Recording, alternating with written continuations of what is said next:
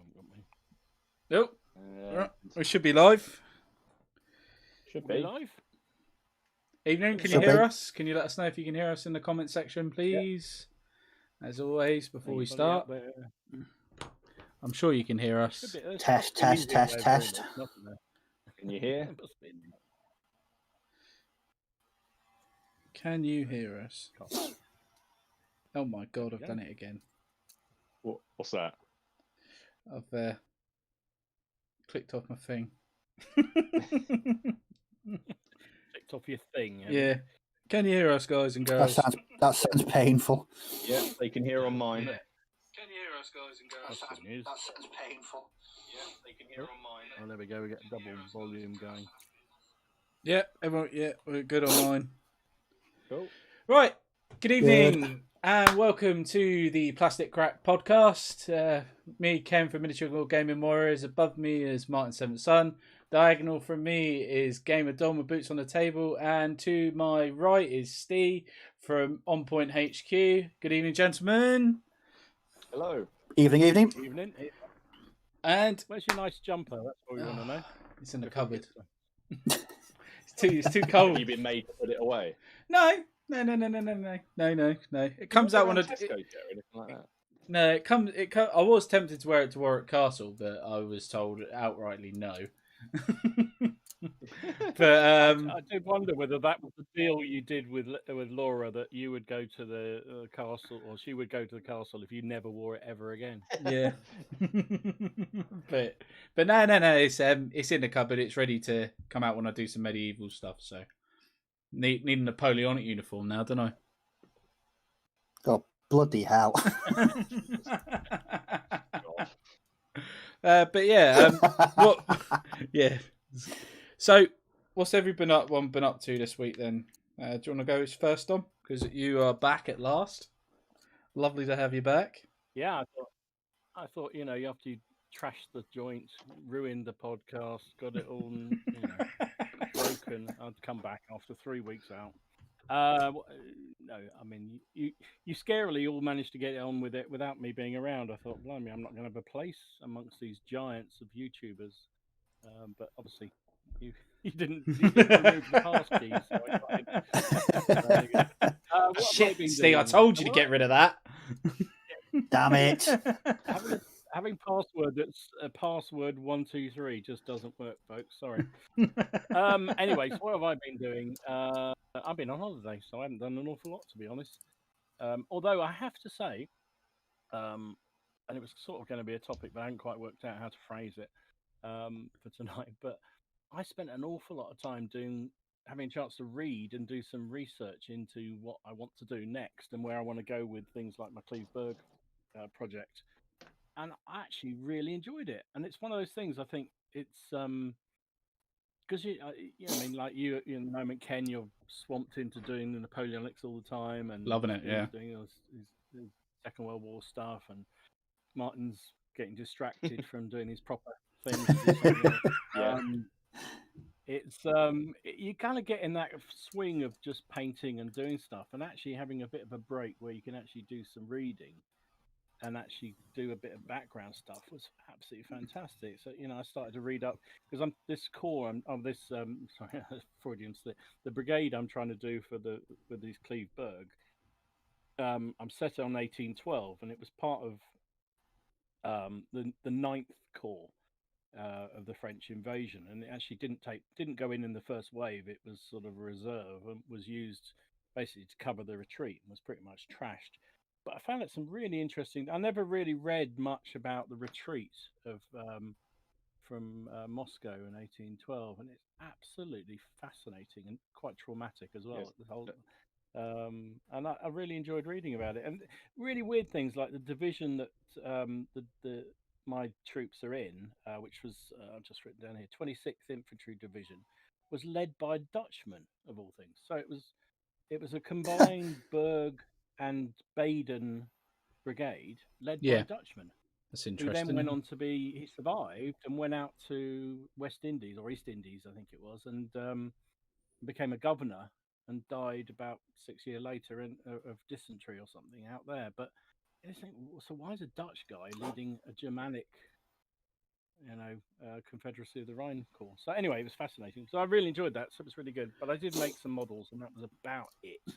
Okay. That was about as much as I did, and I've literally just started painting last night for the first Well, you time. got your little bit. You got your research in, didn't you? So that's just as valuable sometimes as actually doing the hobby, isn't it?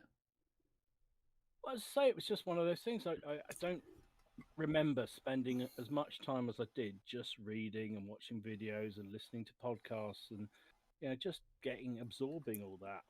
Let alone all the stuff I was seeing. Going out to places and what have you, visiting castles and that sort of thing. So it was really good. Really enjoyed it. Oh, really good. nice. Can thoroughly recommend North Devon and Somerset as a place to visit. Oh, there we go. Martin's dropped something. So, what about you, Steve? We'll let Martin recover. Seems to be some kind of catastrophic accident there. I was quite busy, so I just made that piece of scatter terrain, which we won't talk about. Controversial piece of scatter terrain. Yeah, the controversial scatter. Yeah. It's amazing. I mean, make half a tank. That's what yeah, Steve. What's that all about, mate? What's only half a tank? Half a tank, half a job, innit?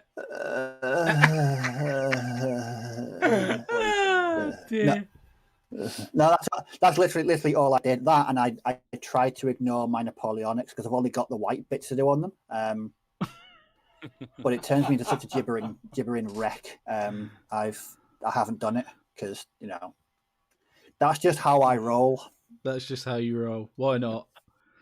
Yeah. No, that's I'm just cool. terrified of painting white straps on Napoleonic. But yeah, very, very sort of short week for me, just bit of scatter. But I enjoyed that tremendously, and it taught me to appreciate how good weathering pigments really are. They're going to be used a lot moving forward. That's always kind of tragic, really, when you get excited about weathering pigments. I may need to reevaluate my entire life after that. But yeah, that was my week. A week in scatter. I don't mean like IKEA.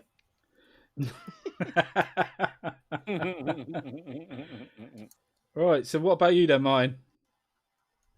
I finally finished across Bowman.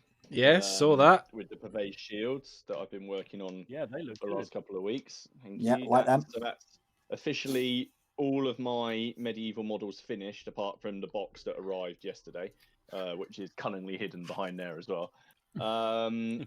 And I wanted a complete change of pace, so I painted something sci-fi for that Star Wars game. But that was it.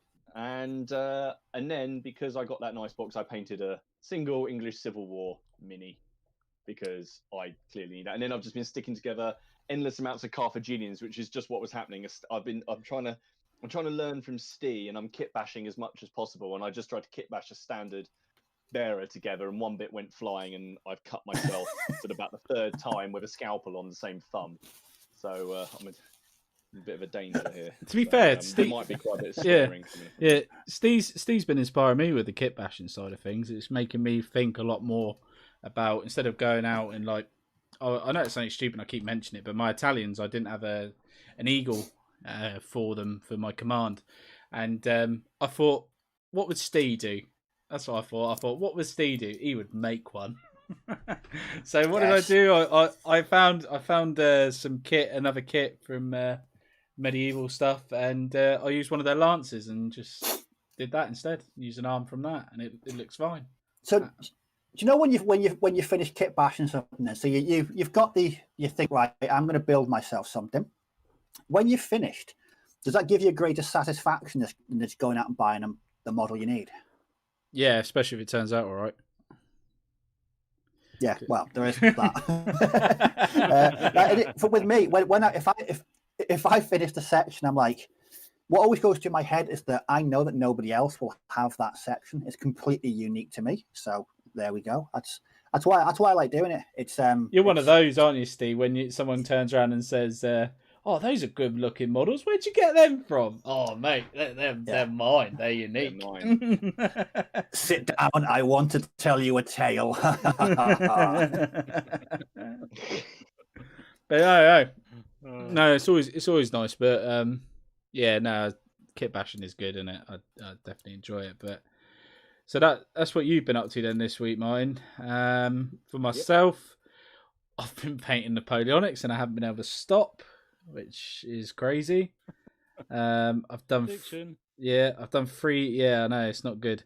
I've done 3 battalions so far, which is 3 battalions in a week, so 72 miniatures I've painted in a week. That's like a record for me. I'm back, Dom. I'm back.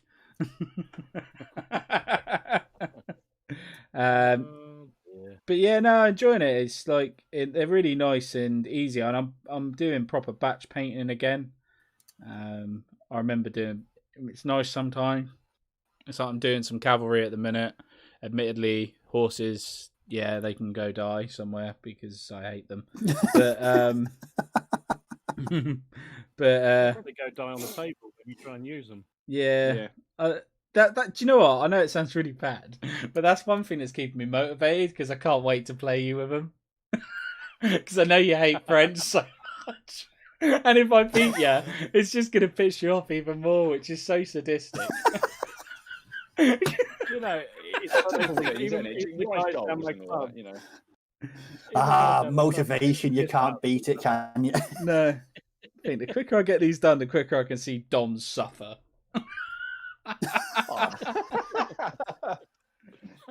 Oh dear. But I'm pleased to inspire you in some way, Ken, even if it's a warped, weird way. It works, doesn't it? So there we go. But yeah, I've been doing those. I've done 2 battalions of French and 1 battalion of Italians so far. And the white was actually the easiest part, and I could do another battalion of them right now. They're very easy to do. I can't. I'm doing horses at the minute. But no, I did, honestly. I found it easier because the way I did it is I sprayed it with grey sear, so grey spray primer. Then I went over it with that airbrush with titanium white from Liquitex. And then first thing I did was just block out all the other colours. And then once it was all blocked, I just gave it a wash with a 1:3 ratio of Nuln Oil and this, what is it, Citadel Technical Medium. Give it, that was the wash, so thin down Nuln Oil, and it was done. They were done. That was it. Didn't need to do anything else. And they look great. Really happy with them. And I can see what you mean. If you go, it's like, do you remember that first mini I put up that I didn't like? I realised why I didn't like it now because I've looked back at the picture because the Nuln Oil was too thick. The white didn't look like white, and that was the problem. It was like a grey. I didn't like it. I didn't even dry brush them after. I haven't even bothered because I don't think they need it. But yeah, I messed up on one of the flags. On the Italian flag. Yeah, but I couldn't sleep, so I had to sort it out. But the problem was it was super glue. Like, so once you super glue it, that's it. So I had to cut the flag off either side with the like eagle on the top, flip it round, and then glue the eagle back on as well. Oh no! So it was a bit of a finicky. It was a bit of a nightmare, but I did it. I sorted it. It was all right. I sorted it, so it was okay. But that's what I've been up to this week. Have we got any? Oh, go on. Huh? I was going to say. I was just swearing. Oh, right. You swear. I was going to say. Anyone got any news? Like news going on in the hobby at the minute? Because I got a couple of bits I just want to go over before we crack on. No, got quite a lot of people that have just dropped in to say hello and all right, or insulting me and you. So. They're insulting us, are they? Is this from normal service? All right. I've got Hayley's just said she didn't know Chesney Hawkes was into wargaming, so she's not getting back in the house when she comes home. Oh dear. I love it. Oh dear. So much abuse from your wife. Thank you. Yeah, it's quite funny. But no, I got. While you're paused, I'm going to say hello to a couple who got Leslie, Paul, Matt. Modelling for Advanced, Teach Kaiser, AM8. Those are the ones that so far put things in chat. So welcome. Thanks for rejoining. I thought you were going to disappear and go off to other more inferior channels. I'll on just a Monday night, but clearly you will come back. So it's good. I'll just say a quick hello if I can, because there's quite a lot of people who've just popped in. So you've got Ewan and Aaron Lowe. They say hello. Bill Roy. He's the one who wanted to know where oh no, that Ewan and Aaron Lowe were the one who said where's the jester if he's going to be on tonight, but he's not wearing his outfit tonight. So Tom the Wargamer, Sebastian Allen, Battle Knights Miller. There's the reason that my Carthaginians are behind. Andy Whelan, Matt Mail, hello. Duncan FX, Hanger Flying, John Crone, someone called Haley, Welsh Wargamer, Damjan, and Tom the Wargamer said. But yeah, hello, everybody.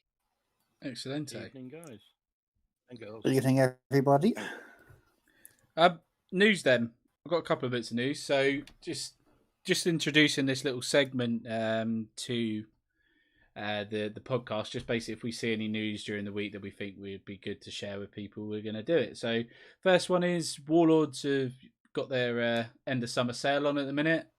They've got a load of World War II stuff. They've got some Napoleonic stuff. They've got that. Is it Eisenhorn? Their fantasy range as well. I can't remember what it is. Erewhon. That's it. Yeah, that's it. Erewhon. Yeah, that's it. I can never pronounce that.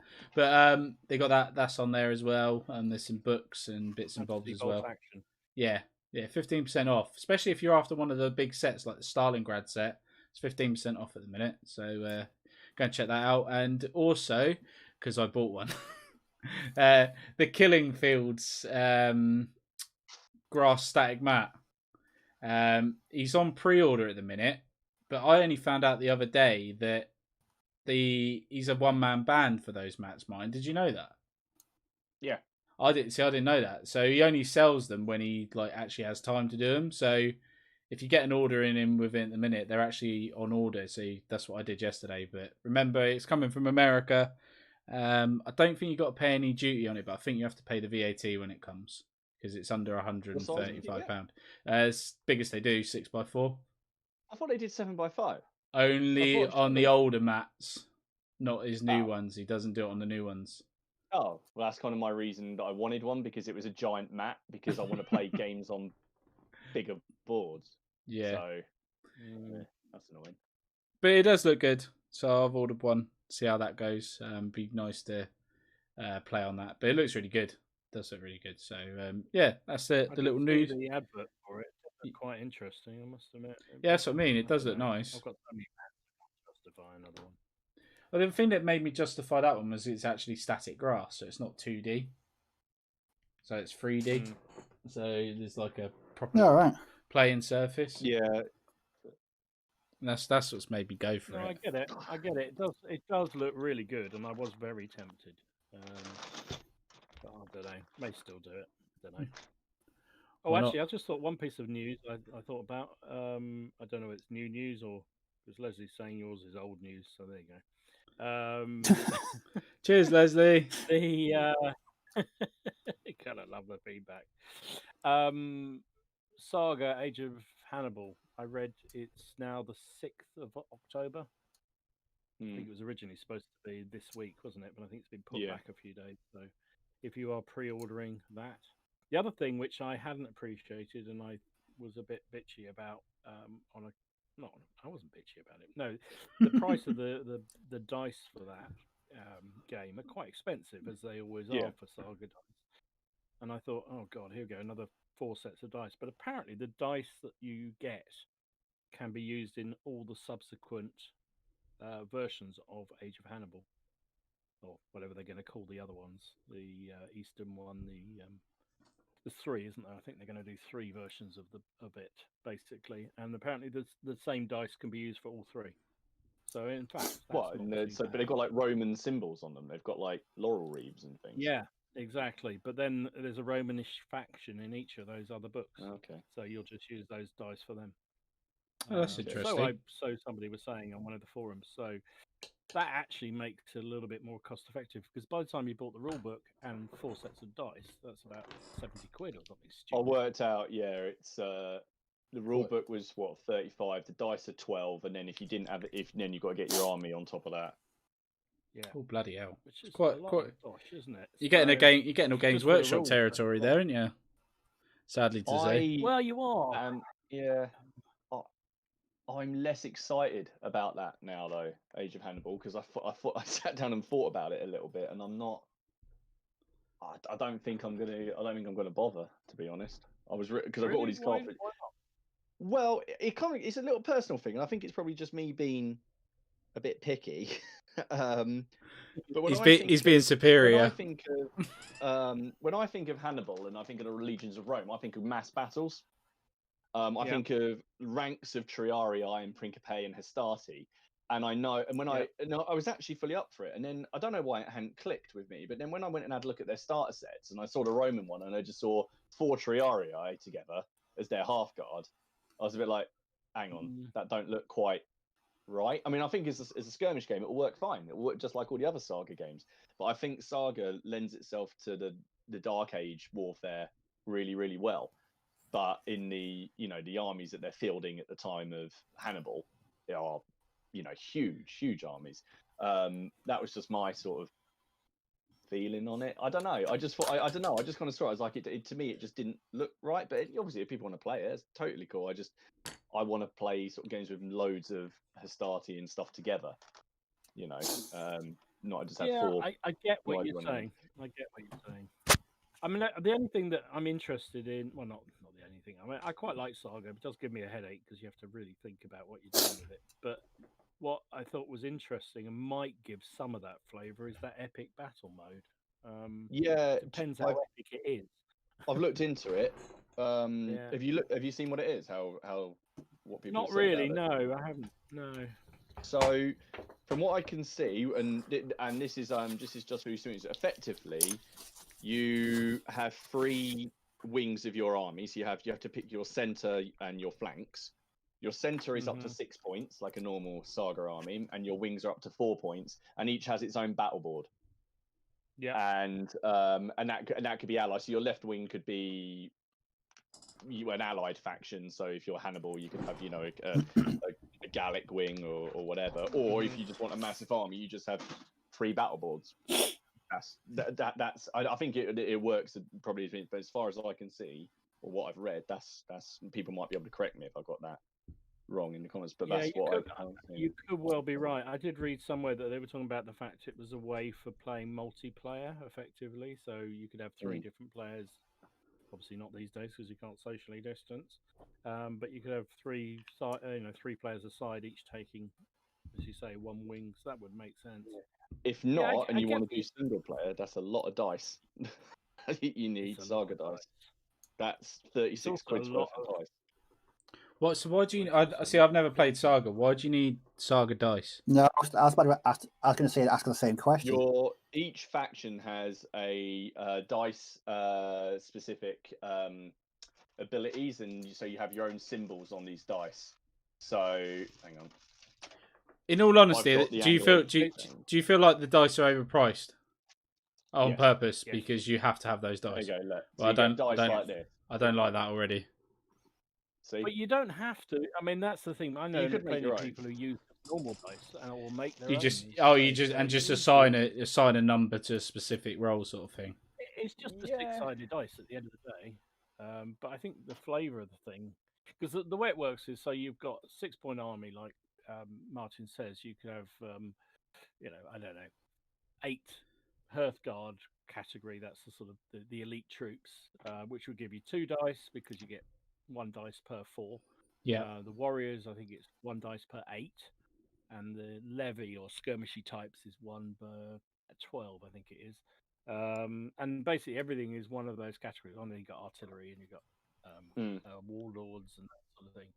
So basically, when you roll the dice, depending on what comes out, which is which matches to the historical army you're playing, you have certain abilities that allows you to do. So if you roll particular, symbols on the dice, that allows you to do a particularly unique thing that army is capable of doing in that turn or in subsequent turns. Or just activate some units, don't you? Because you've got to. Or just move fight. Yeah, it's a toss-up, isn't it, between whether or not you're going to activate some amazing ability that's going to allow you to go into combat, or do you actually activate units? It's a bit of a resource management system. It is good. I really like Saga. It's got one really annoying rule in it, but I thought we might come on to that later. But, Yeah. I've got a bit of news. I'll keep it quick because I don't think many people are interested in it. Last week, it was announced that Hasbro are going to be doing a remastered version of Hero Quest. Yes. One of the best fantasy board games ever made. Oh, it's probably And the best. lots of people were really, really excited about this. Yeah, they were. But then it's the news has come out. It's only going to be available in America and Canada. Yeah. A lot of pissed off people now. So, someone started a petition on change.org. What did Hasbro say why they've done it? No, I think somebody did mention it. It might be to do with trademarks. I'm not really looked into it. I just saw the box, was instantly excited, and then it was pointed out to me. Oh, by the way, yeah, you might not be able to get this. It's only going to be available for distribution in North America and Canada, unless you buy one from there. And then, do you know what I mean? They buy a second-hand one or something, but then you'll pay stupid. Yeah, I think there'll be lots of that going on. But I just don't understand, because back in the day when Hero Quest was released, it was such an epically good game. Loads of people across the world would be so like me. I'd have a copy tomorrow because I love the game. But I think there's going to be some issues. But yeah, like I just wanted to get that tiny bit of news out because I was very, very disappointed. I have got a copy of Hero Quest in the Losty. Is me and my brother have got it somewhere, but I don't know where it is. Yeah. But it's, how old would it be now? Christ, it would be 30 years old now. So yeah, it's probably not in the best condition. Well, they're still fetching like 115 quid, 120 quid a set. Yeah, which is crazy. And I imagine they'll be going up now. Once the new one comes out, they'll be like, "Oh, get your classic retro edition." Yeah. Yeah. You can imagine saying, yeah. So for the uninitiated, i.e. me, what is Hero so Quest special about this? Oh, it's sending that video. The Australian guy? Yeah. Why Hero Quest is so great. It is. It's just one of those sort of. It was. I think it was Milton Bradley who made it in the early 90s. But they had with Games Workshop, so it was kind of Games Workshop involvement. But it was just such a good, simple board game you could have with you'd have 4 players and the guy acting as the dungeon master, and it was just such a good game. It was just atmospheric. It was a great intro game into wargames. It got you thinking about fantasy races and.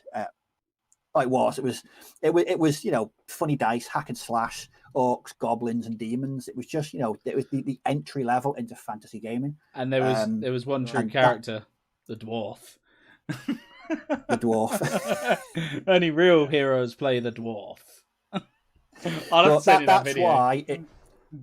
That's why it was such a great game. So hopefully things will change to be released in this country at some point. But yeah, I was really looking forward to it.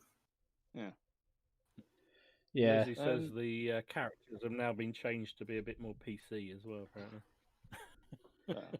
Right. Yeah. I was going to say, do we have time for a quick question before we move on? Someone's just put one in the comments. Damjins just said, if we had the opportunity to create a model line of any theme or design or any scale without fear of success or failure, what would it be? I thought that was quite good. I don't think that one's come up. Oh shit! No, that is really good. Is there something that you would, bit off the cuff, that you'd want to create a model line for? As somebody who's doing all these weird Confederacy of the Rhine troops at the moment, I would settle for a few of those, because even though Perry's do some obscure ones and whereas other people do, it's really quite difficult to get hold of some. Now I can adapt them and make them, so that immediately a thought comes to mind. Sorry, Steve, jumped in there. Well, no, I thought I interrupted you. You did, but I'm being polite. We're so magnanimous on this podcast. I was just going to say the line I would come up with would be a really, really good old school cyberpunk range. I've seen some are good, some are crap. but I don't know. I've mentioned in the past I'd love to play a really, really good kind of cyberpunk game on the tabletop, but there's nothing really that appeals to me. So if I could go out and develop a range, it would be sort of Games Workshop Confrontation from the early 90s meets sort of Dark Future and Mad Max. I think that's quite possibly a range that will never be made, but that's my idea anyway. What about you, Ken? Oh, it's a bit of a springy question. I don't know, mate. There's a lot of stuff out that I've not even got a chance to play yet, so it's really hard. There's probably all out. I'd probably like a complete range of any troop from Second World War. So every single model, like every single army was represented with every single unit, with every single thing. So every single machine gun was modelled, every single rifle would be modelled, every weapon, every unit, every everything. So you could literally just go, even if it's so obscure, there was only 2 of them or something like that. It's modelled sort of thing. Like really random combinations like that. Like, I don't know, Fallschirmjäger in India or something like that. I don't know. I'm just saying, just for example. I know that wasn't the case, but do you know what I mean? Just something really obscure. Something. Yeah. That'd probably be me. But that's just me thinking now. But I'll probably go with I'll probably find out there's loads of Napoleonics that aren't modelled, and I'll probably say all of those. Because you're addicted. What about you, Martin?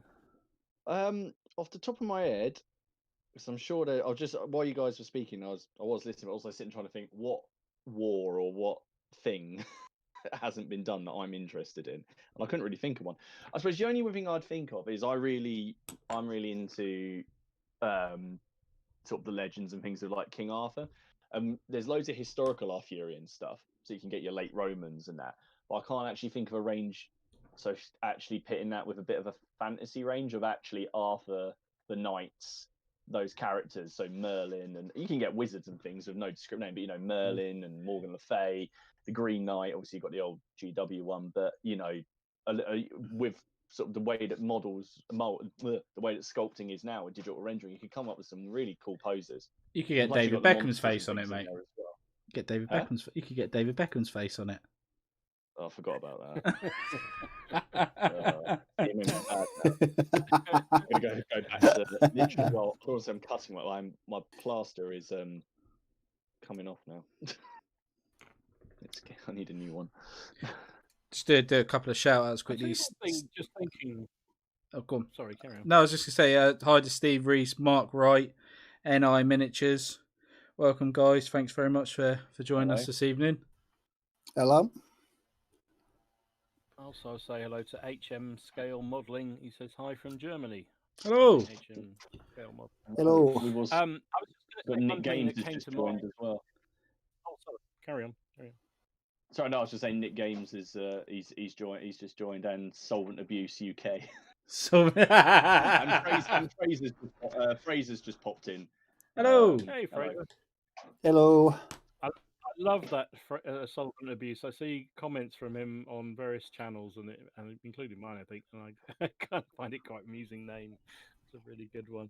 Yeah, it's good. I just suddenly thought of a sort of thing that would be lovely to do, and it's kind of it assumes figure range or what have you, and it's inspired by what you were trying to do, Martin, with your Carthaginians before you gave up and did other things.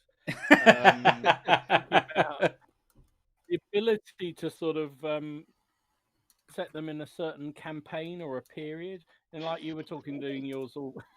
What's he doing? I have no idea. What is he doing? My wife just passed me a beer, but opened it. Look at that. What is that? What kind of beer is that? That's French. God. That's French.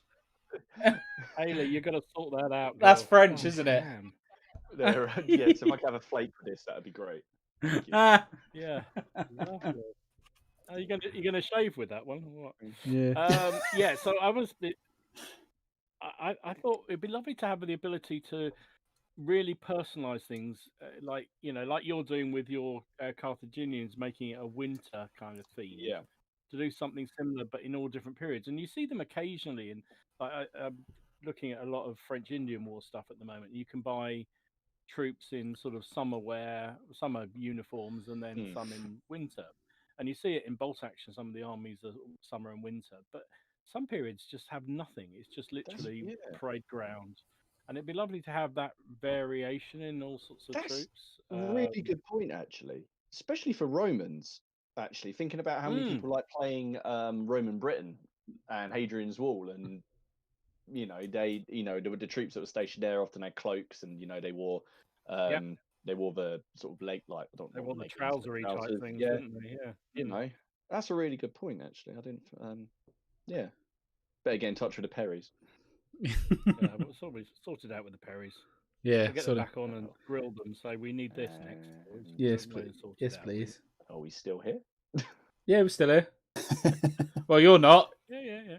No, I don't think Martin is. No, I think Martin's disappeared. Here. But no, he's frozen.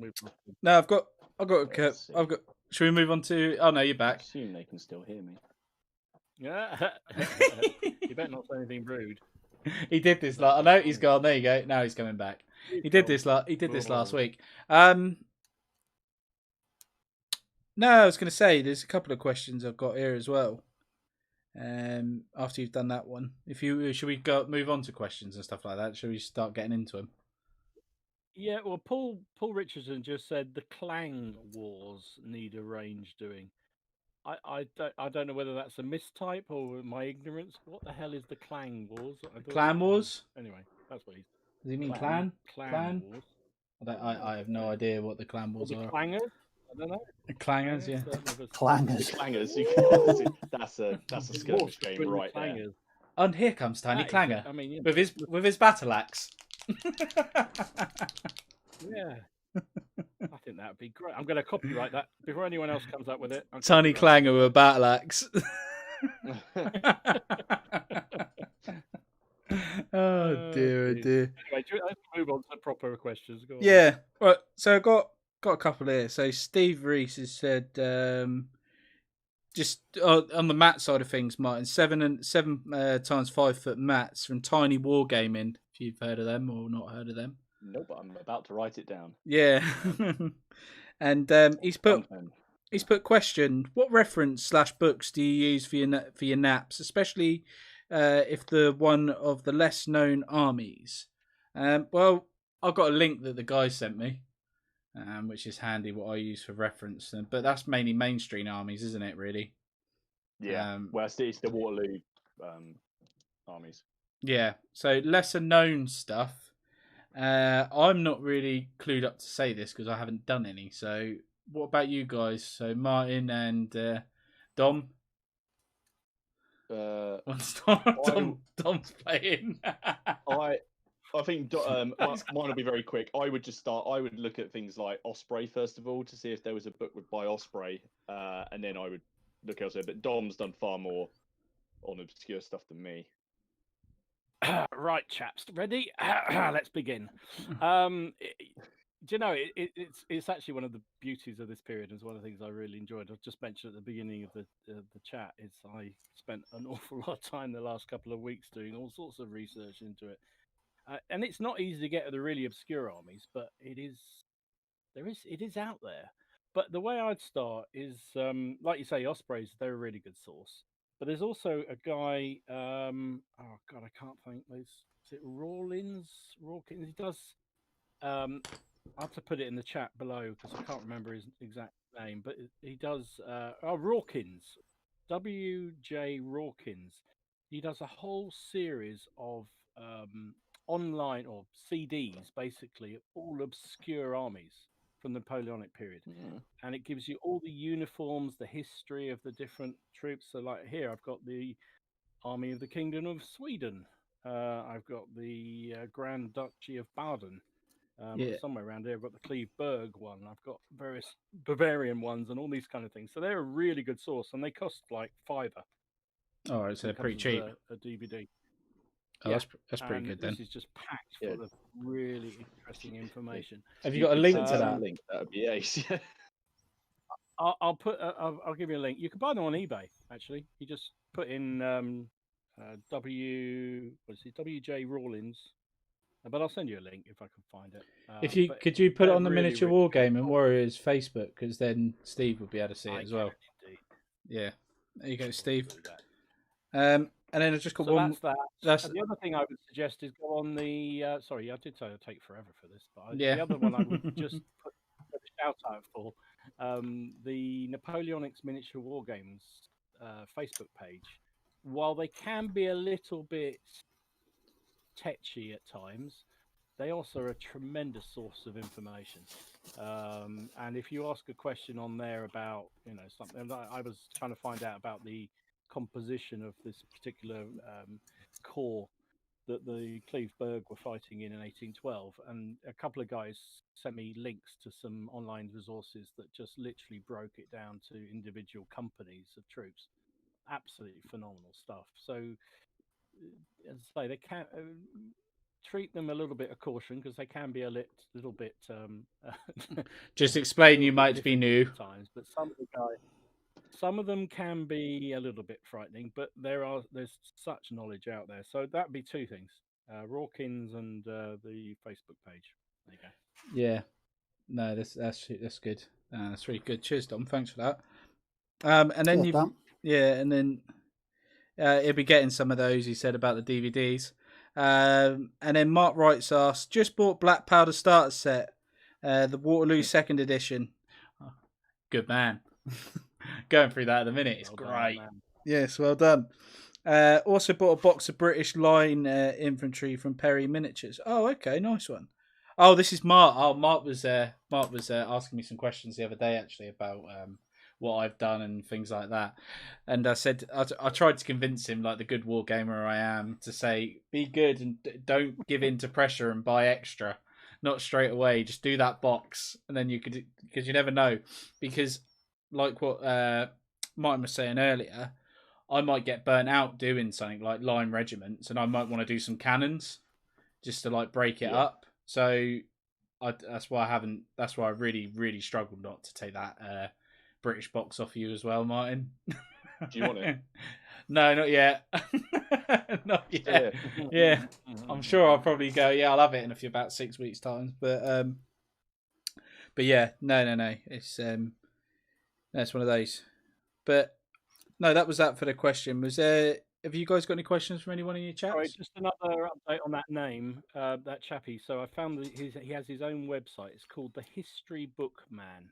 So if you put that in Google, you'll find him. The History Book Man. History Book Man. History Oh Cool. God! Oh yeah! And I watched that. I watched all of those YouTube videos for that Napoleonics. Is it the Tiny War Gaming? Is it? What is it? Mm-hmm. Oh no, it's Epic War Gaming. Oh God. Epic War Gaming. Yeah. Oh my God! Is that good or what? Literally, like. Is that the one? Was it the one I recommended? Yeah, it was. Yeah. Yeah. If you're doing if you're gonna absolutely do fantastic. Oh, wasn't it, Justy? So good. What I liked about it was they were detailed, but they weren't so detailed that you got distracted by things. I just wanted to keep watching, and the way they did the battles as well, the overlay and the movements, it was just fantastic, wasn't it? Just so interesting. It really was. I mean, all in all, there was about between 4 or 5 hours worth of documentary there. But I watched them over a couple of nights. It taught me so much in such a really cool educational way. It's a good series, that really good series. It was good. Let's see if there's any questions here. I'm sure I've just gone past one. Oh, someone said, are there any? Oh, it's Andy said, are there any upcoming games models or Kickstarters you're looking forward to? I guess the Hero Quest thing kind of counts, but doesn't count because you're looking forward to not being able to get it. I'm looking forward to not having it and being very angry about it. So you're looking forward to in a few weeks' time. There's going to be some ranting. Yeah. I just missed There was one. a Kickstarter I just went into. I'm just trying to find the name of it. It's not Baron Wars Part 3, is it? It's what? Sorry? It's not Baron Wars Baron Part Wars, no. No, it's a Brigade. I think. Oh no, is that one? No, You've gone into so many, Dom. Dom. I know there are so many. It's ridiculous. Can't see it now. There is a new Kickstarter that's just started up on French Indian Wars. It looked really, really good. Ooh, okay. So You have to send us a link for that as well. I'm trying to. Right, you got no self-control, have you? Look who's talking. How's that 100 Years War project coming, Ken? It's done. It's done. They're all done up there. That's it. Yeah, it's done. It's not Yeah. done. Excuse me. Where On that box, like? it said English Army. It didn't say English Battalion, did it? But you bought some knights. Yeah, they're done. Are they? They're not sat right there in shot. No, not at all. No. They're half done. They're half done. These two are turning like an old married couple, aren't they? They're like bitter all the time. It's ridiculous. It's because I got really resentful when he came over to play a game that he has these stupid dice rolls that are just beyond lucky, and I don't understand. It's and also combine that with my terrible dice. I did win. Let's just all remember that I still won. So only just. Yeah, just. Where is it? So the Kickstarter is, I've just found it. It's 28mm French and Indian Wars frontiersmen from Tabletop Games. Who are in Yorkshire somewhere, East Riding of Yorkshire. So they've just started a range, frontier men, but they're also, you can buy into it and get some of their other figures, which look really nice as well. So okay, I've been enjoying that. I've played a couple of games of Muskets and Tomahawks now, and I really enjoyed it. Although the first game was definitely a learning curve, a bit of a steep learning curve for me, and then the second game it was much more even. So. But then Ken told me some rule about the Native Americans who had to throw their tomahawks, which I've overlooked. Yeah, he So, did. He wasn't doing that. Do that. If you paid the price for that, you got to do that. Yeah, yes. No, I will be. Yeah. If you've got the troops, I mean, some troops. Yeah, I've got a game of that tomorrow night actually, which I'm quite looking forward to it. So we're doing a socially distanced game of 4 of us, which is going to be intriguing. I don't know how we'll get around the table, but we'll. Tag team, innit? AW, yeah, American War of Independence. I'm playing God's Own British, of course. Of course you are. Yeah. There you go. That was a really question. Yeah, go on. Question. Yeah, I was going to say, do you want me to bring my French up then on Friday? Oh yeah, bring them up. Like we could do with a laugh. Get them out. Just so he can stamp on them.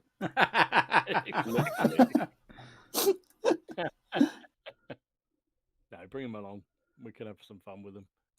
So I've got a question from Leslie. In fact, 2 questions from Leslie. So let's put this one out there. So he said a couple of teenagers come into the club to find out more about wargaming and modelling. I think it doesn't have to be teenagers as we established, but a couple of new faces come into your club to find out about modelling and wargaming. What advice would you give them? And would you get them to join in with your game? And how would it help them to get into the hobby? Ooh. Thoughts? Steve? I'd get them to join in, definitely. Yeah. Yeah, 100%. Yeah. Let them take even though they're complete fresh-faced noobs. Yeah. Well, I think whenever. Yeah. I was going to say, whenever I've shown them how to play a game, what I tend to do is to say to them, well, what do you want to do? And I'll tell you how what you want to do fits in to the rules, rather than just saying, well, you can't do this, definitely not that, and don't do that. Just get them to tell you how they want to play the game, and then kind of explain the rules to them that way. So no, I would definitely take that approach. That's a good idea. That's actually a really good idea. That's a really good idea, actually, Steve. To be fair, my feeling would be it depends on the game you're playing, right? So if you're playing a bolt action or a black powder or even a sharp practice or a muskets and tomahawks, it's pretty simple to give them a few troops or a couple of units, whatever is appropriate, and say, come on, have a go, and roll some dice, just give them some advice. I think we probably all started to some degree like that, having somebody sort of showing you through the basics of how it worked and what you needed to do, and let you make mistakes if you don't off your own back. But some of the games are just not possible. I mean, they're just so. I mean, Saga is a classic instance. If someone walked in off the street trying to play Saga, good luck. I mean, it's too So I think there's others more inverted commas serious war games that make it harder. But I think absolutely. You should. I mean, I can think when my club used to meet. We used to have from time to time people just popping in just to see what it was like and what was happening, and you'd always try and get them in the game, and particularly a big figure game that had a lot of units in it and a lot of people taking part, because don't matter you guys, half of the fun for me is the banter and the laugh you have with your mates around the table taking the piss out of them. Like we do on the podcast. Yeah, exactly, that's what it's all about. And so to get them enthused and excited in that, it's kind of half the game, really. But yeah, definitely, if you don't try, you don't know. No, I think you're. Yeah, I think that's spot on. So can I just? This is one comment I've seen that I've got. Got to Battle Knights has said, "Is Ken the same ginger dude that plays muskets and tomahawks with Dom?" Yes. No. Plays is a strong word. Am I the same? And my friend Simon has just popped in, who is the guy who always controls the Hanoverians when we use them, and he does amazing things with them. So he's seen off the guard a couple of times. So he was very pleased to see that, Ken. I bet he was. I liked your editing skills of getting actual bits from Waterloo in there.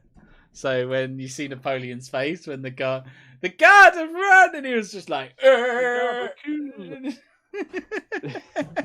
tried to find a clip of Sharp getting like them all running away, but apparently that doesn't happen in all of the 20 odd episodes or whatever it is.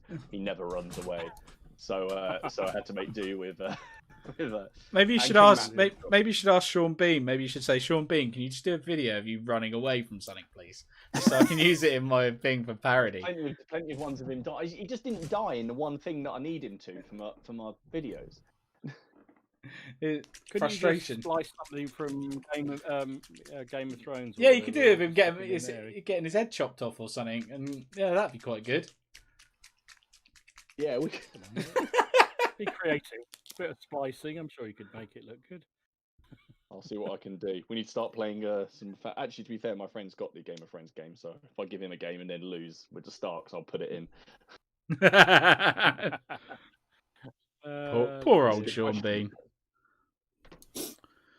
But yeah. Yeah, Leslie, it's going to be a 6x6 table. You're quite, or a 6x4 table. I think we're going to do actually. Leslie says for our social distance, it's got to be 6-foot table. Quite right, it has. It will be. We'll stick at the corners as well. I'm not sure how we'll work out what happens in the middle of the game, but there you go. Have to wear a mask as well. Well, you could always wrap yourself in saran wrap. Yeah, that's a different kind of gathering altogether, Ken. You don't know about that kind of thing. I see. Oh, is that only on a Wednesday night? Is it? Wrong stream, mate. Wrong stream. Yeah. You're all dirty bastards, aren't you? You really are. We didn't say it, mate. No, but I didn't think of it. Came up with it. Ah, dear. I have to also call out Kaiser, who just said, so have I got? He's asking me if I've got any big plans for my 1,000 sub milestone. Oh, yeah. He said maybe I should paint a French cavalryman to combine your pet hates for the viewers. Yeah. And that's actually a really, really good idea. Yeah. Oh, we haven't said congratulations to our latest big boy club, have we? Here he is. Yeah, and well done, Steve. Well done, mate. Steve's done it. Thank you very much. Get a brush lick, mate. Brush lick. Brush lick. The only brush I've got plastic glue on it. That's all right. Coward. I accidentally did it with PVA. I did it out of habit the other day. I was putting PVA on a base, put it in the water just to give it a quick rinse off, and I went straight in the mouth of it, didn't I? Dear. Just out of habit. Oh dear. But yeah, well done, Steve. It's really good that you're there. Yes, mate. Well done, Steve. You'll get your community tab open up soon, mate. Yeah, you get your community tab open. Yeah, it was a bit of a shock. I don't normally check my numbers. But somebody I know had mentioned it, and I was like, "Oh, really?" And then it was on 999. I was like, "Bugger, that's a bit of a It's a bit of a number, isn't it? And then Well done. so of course rather made up by it all. You're coming very close, Dom. Very close. You're not So, far. Steve, ask me honestly, answer me this honestly. When you're on 99 or 999, did you seriously think about setting up another account just so you could click over to the 1,000? No, I'm too much of an honest cove for such despicable caddish behaviour like that. So no.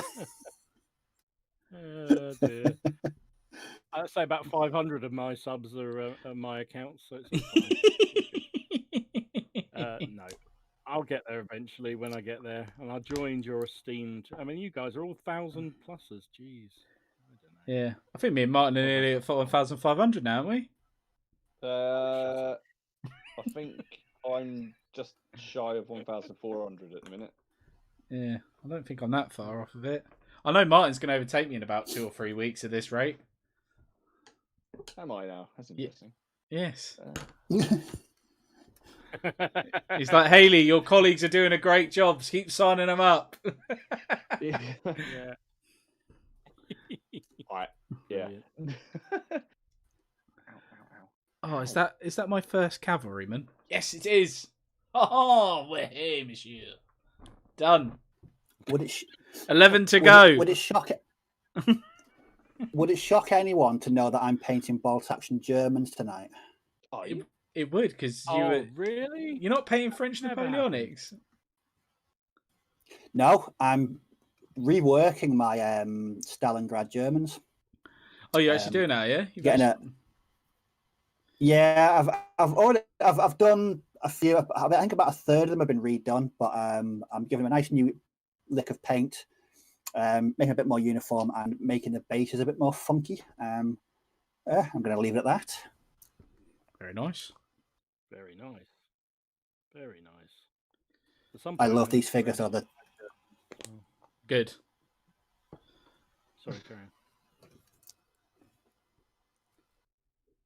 Nope. I've cut Steve? them off, sorry. Nope. Don't want to talk to you now. No, Steve? because I interrupted him again. Yeah. Don't talk to me now. What were you saying, mate?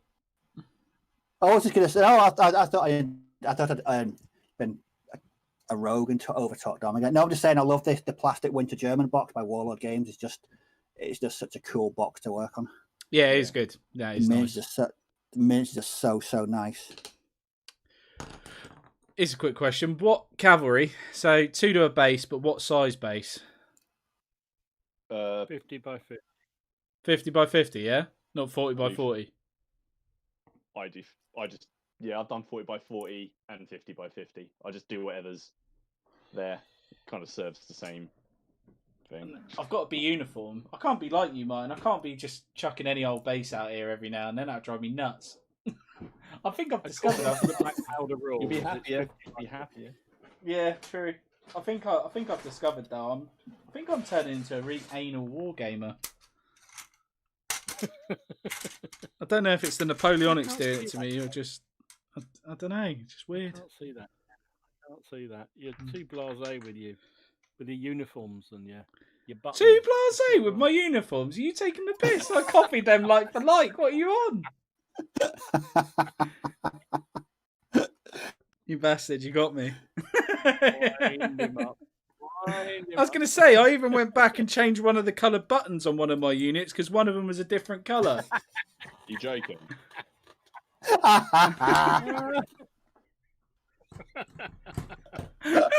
Every time.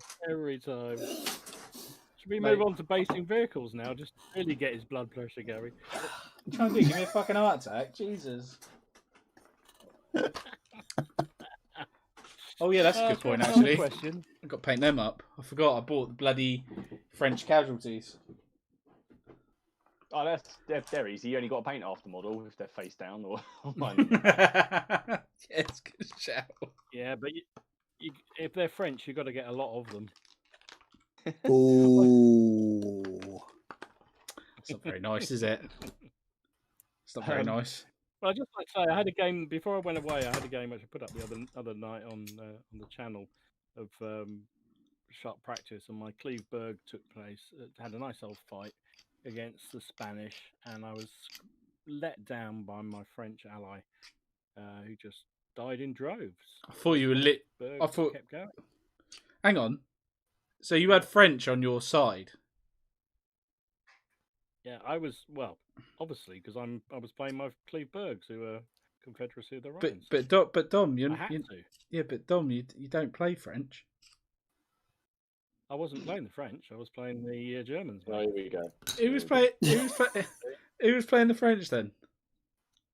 Jonathan, my mate Jonathan. He had the Frenchies, and I had the Germans, and we played against Graham, who had the Spanish. Yeah, but they're not really Germans, are they? They're French.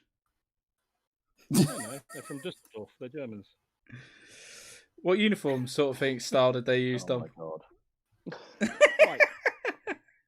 Was it same pattern as was it like the same pattern as the French use? Well, if you want to get really nerdy, no, it wasn't actually. Similar, but not quite the same. Ken, you're just opening yourself up for a lot of hurt. He can. Oh. Yeah. This is a rabbit hole that nobody wants to go down at all. Here you go. Look, someone here's just asked a question to get about that. How big do you think this is from Battle Knights? How big do we think our channels can grow, as we're pretty niche and already niche hobby? I think we're there, aren't we? I think we are, yeah. You're not. We're not far off it. I reckon 10,000 at most. 10,000. I think you'd be lucky to get to 10. Nah, I reckon 5 years. I reckon 10,000. You said that at 1,000, Dom. You said we'd be lucky to get 1,000. I'd be really happy to get to 2. I think. Oh yeah, I'd be buzzing to get to 2. I never ever envisioned that I would ever get to 1,000. Because I don't know. I think whether you other creators in the gaming community are the same. I think if you make videos and go out and just say, right, I'm going to make a video and it's going to be all about the numbers, I think you should just walk away. That's the way I see it anyway. Yeah, there's no point. I just don't see it. Yeah. Yeah. If it stops being fun, or I don't know. When the fun I think you've got to have a certain enjoyment. Stop, when the fun stops, stop. Yeah. Yeah. Absolutely. So, but yeah, I don't know how big the channel is going to get. To be really, really big, you've got to have fantasy. You've got a Games Workshop big components in it. Yeah. You've got to have maybe a lot more modelling. Maybe. But you say that, don't you? But you got niche guys that go to all the hobby shows, don't you? We're all historical gamers going to hobby shows. It's just, I don't know. Do a lot of people consume historical wargaming and think YouTube? Because obviously historical wargaming was originally based on, say, older people, wasn't it? So like people, I don't know, 40, 50 plus. Some people don't even use YouTube that are that age, you know? Yeah. I think what would be really interesting, and it'd be impossible to know exactly, but I wonder whether the source of boom that there has been in historical channels it's really just been because of the COVID situation. And would they have happened? Because you look at, I don't know about you guys, I'm sure you're the same. I follow so many channels now. And when I log on, and the number of videos that people have uploaded overnight, and the majority of sub 500 subs, a couple of hundred subs or what have you out there, and it's definitely that's changed things.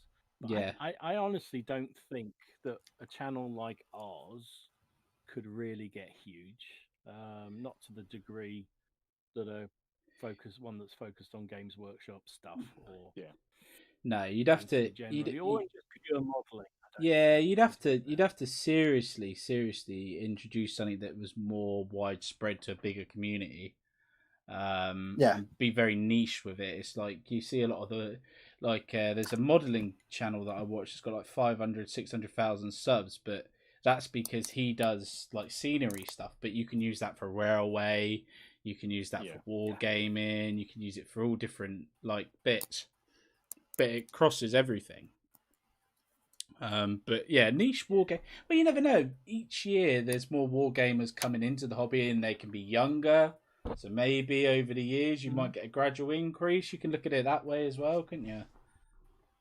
But then you're going to be losing them off the other end as well, Ken. So, Yeah, true. but yeah, I mean, Paul makes a good point. He says tabletop CP have about 5,000, and that's pure wargaming, historical primarily. He does a little bit of fantasy. Yeah. I love that channel. There's those mad Norwegian guys who did a lot of bolt action. They seem to have moved on to other things now, but Yeah, tabletop battle. cool. Yeah. Yeah, I mean they've got 7 yeah, or 8,000 tabletop battle. Yeah. so it's doable. Yeah.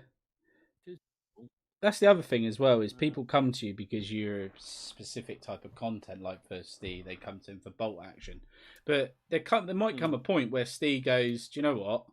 I really don't want to do bolt action for the next year because I've had enough of it." Yeah. You know, he might want to do something different, and then you see if people follow you because of the content you make, or it's the subject matter, isn't it? But what I found though, it's weird. Yeah, the amount of people who contact me through social media, like Facebook or Instagram, 9 times out of 10, the conversation will be about bolt action and or kit bashing. You are very good at I get kit quite bashing, a few. Steve. You are very good at kit bashing. I get quite a few. I had to apologise to some bloke on Instagram because he on Instagram you get so many. I get so many private messages, but it's all about, support my Kickstarter or, visit this page, do that. So I largely ignore them. I just scan them very quickly. And some bloke actually, he asked me a genuine question about kit bashing, and I ignored it for 3 months and I felt absolutely terrible. Yeah. So I had to go back and read it. When someone takes the time to contact you in that way, the least you can do is respond in a timely manner, and I didn't, and I felt really bad about it. Especially if they're but it is nice when people who they know you for a certain thing, and the weird things like they call me Steve. I don't know these people, but they know me from because Ken, somebody left a comment on my Instagram about basing, and he mentioned about me, and you discussed it on the stream. So word gets out. I think that's, for me, that's one of the best parts about the community is just engaging with people about certain subjects. So no, I really like it. Yeah, my weird thing was warfare. Go on. If you get up to 10k subs, someone's raised this point in the comments on mine. That's a lot more work.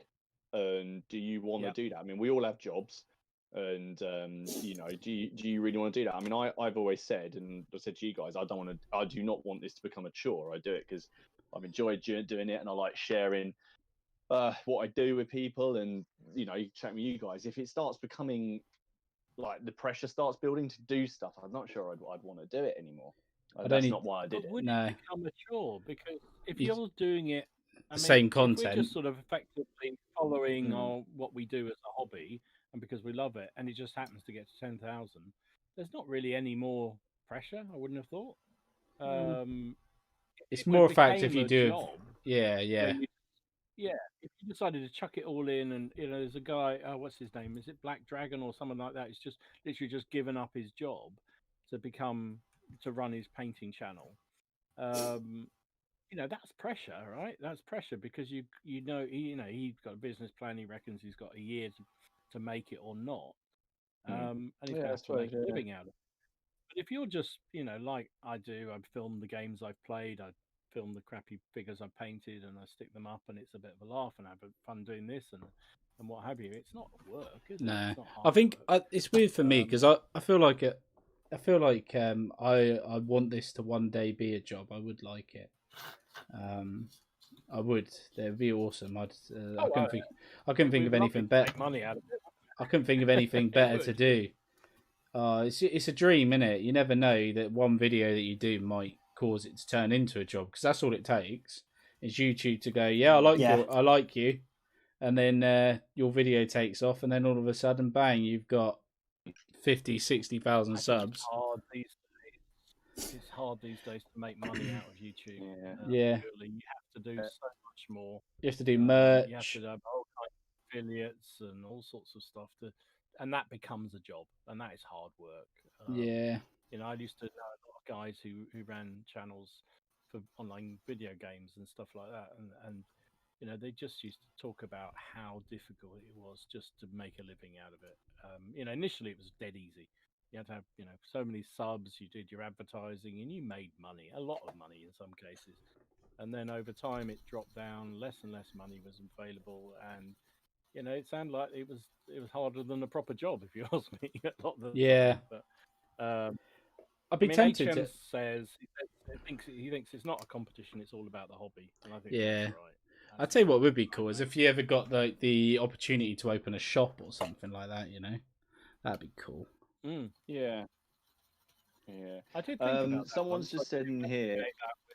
Warlords and actually contacted them about buying what you needed to buy stock, and they sent me all the price lists and what have you. It's actually surprisingly easy to do, and it's actually you can get quite a good discount as a retailer. You have to buy a certain amount.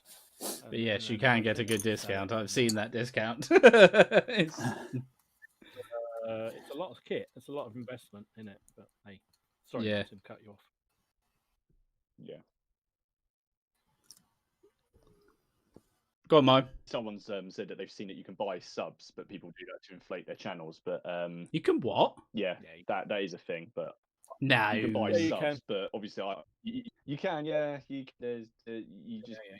can do that. But you obviously, you said before, Ken, that that just you suddenly see that you look at one video's only get, for example, say 300 views, but the person's got 70 all of a sudden. Then Yeah.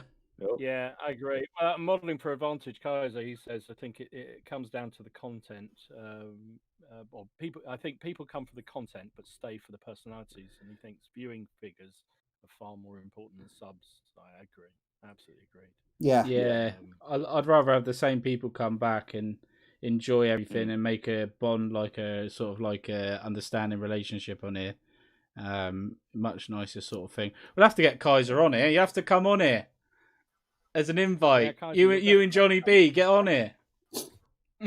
Oh, we're not having Johnny B. You come in his pants. We're not having that. Dom, if you got a question for you, if you've got a second, I don't know if you. it's not really. So, Dom, he said he's been looking at doing Bavarians when the new Victrix set. Oh, he wanted to do them, but now he's worried.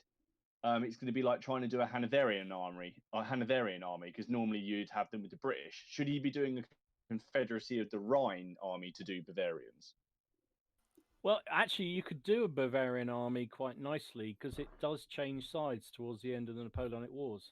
So, although it starts out as allied to the French, it does change. It does swap sides. About 1814, I think, it changes sides and then fights against the French. In fact, it has. Was it even the 1813 campaign? I think he actually the Bavarian army has the indignity of being smashed by a French corps at one point. So yeah, theoretically, if you're not too worried about the army not looking absolutely button crisp on different periods, which I don't care either, you could have it that fight different sides. So no, I wouldn't. I'd go for a Bavarian if you like. I always think if you like the look of the army, you like the history of the army, go for it. So the Swedes, they've got me interested now because listen to that book that the King of Sweden was one of Napoleon's marshals, wasn't it? He made him a marshal, and then but he said Bernadotte. Yeah, that's it. And he said mate. If I didn't want to, no, when he took over being the King of Sweden, he said he'd put the Swedish interest first above everything else, didn't he? So he then joined the Allied, didn't he? So he turned against France. Do you know the story about Bernadotte? He because he was a pauper's son or something. I can't remember his backstory exactly, but he was fanatical Republican. He had a tattoo on him that said "Death to Tyrants," and then he became King of Sweden. And actually, the Swedish royal family can still trace their line to Bernadotte. There you go. I love the Swedish army in the Napoleonic period. That's an army I am going to do at some point. Definitely going to do. That's why I've got this disc here that tells you all about it. Because one day, that's coming. And trouble is, you can only get metal figures, which is a bit of a bummer. I'm getting tempted. I would like an 1815 metal French because I've seen obviously our friends over at oh my god, offensive miniatures. I always get that one mixed up. The offensive miniatures, they do like 1807 to 1812 sort of figures. I've got a couple in. I've got a couple in my French, but it would be nice to maybe I could do some kit bashing. But if I'm paying 40 quid for a battalion of 36, I would quite like to have the actual minis whole. Maybe would be nice.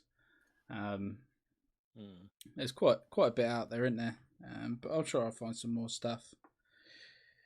I Kaiser's think those Victrix Bavarians your mate was talking about, I think they are really looking nice figures. I'm thinking about bastardizing them into Barden troops when they come out.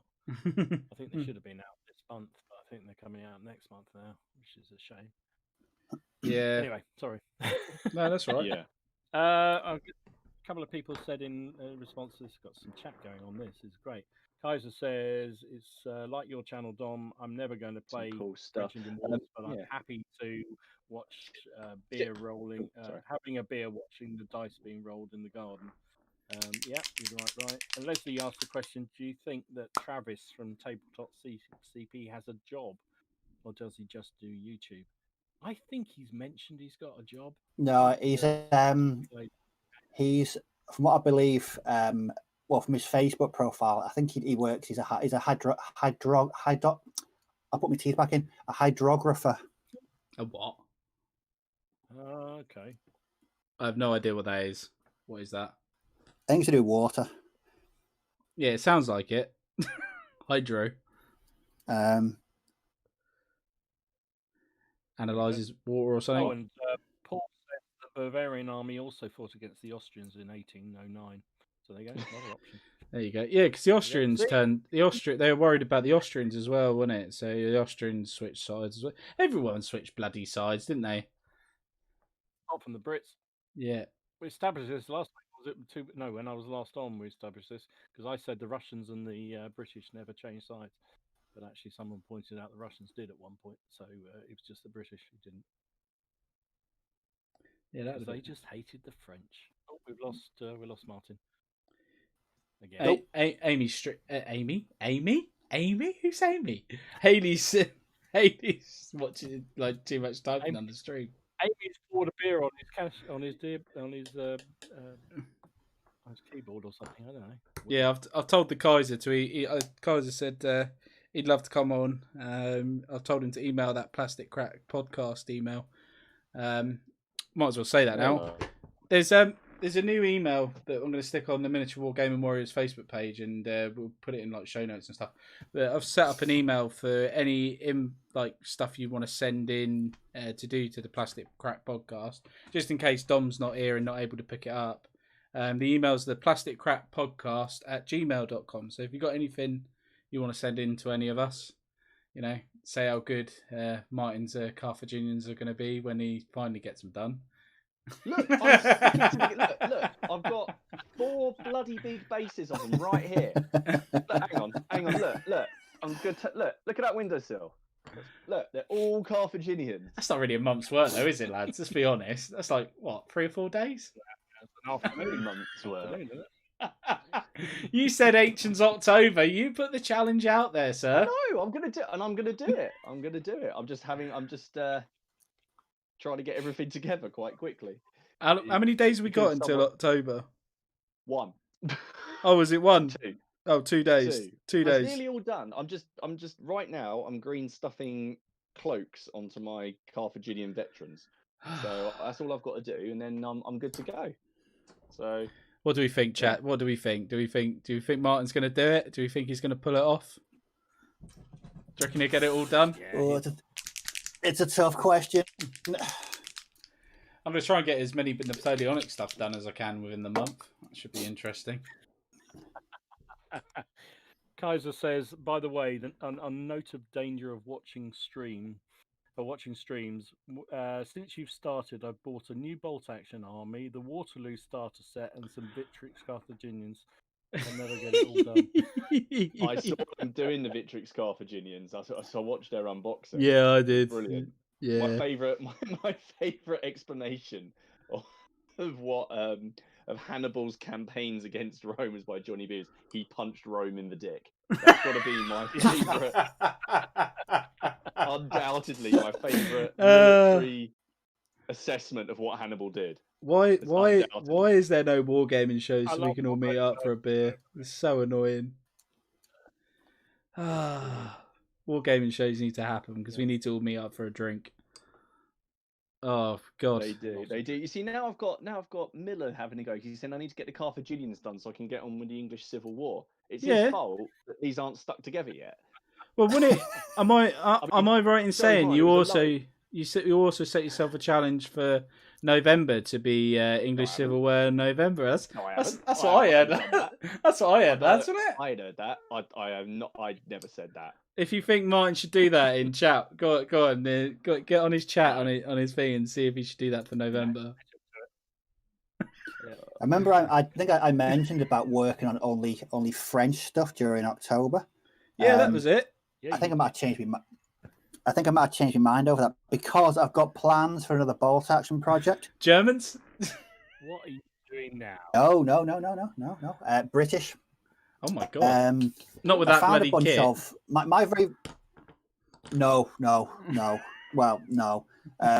My very first bolt action army was British, but I've never used it. It's been put away in a box somewhere because it's so crap looking. Yeah. But there are some nice bits in there that I do like. So I've got a couple of metal kits are really nice. I've got a couple of vehicles, a tank. Have you got the Red Devil? You got the Red Devils kit, have you?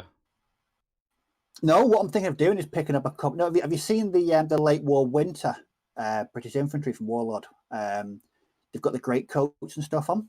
No, I was thinking of using them. And yeah, they do. I think they came out last year. Maybe last year, or the year before. What, plastics? The metal miniatures. Oh, the metal. No, metal. Okay. Yeah, which is a bit strange for me, but until they change that infantry box, I'm not putting myself through that again because no, it was a horrible box. It was horrific, absolutely horrific.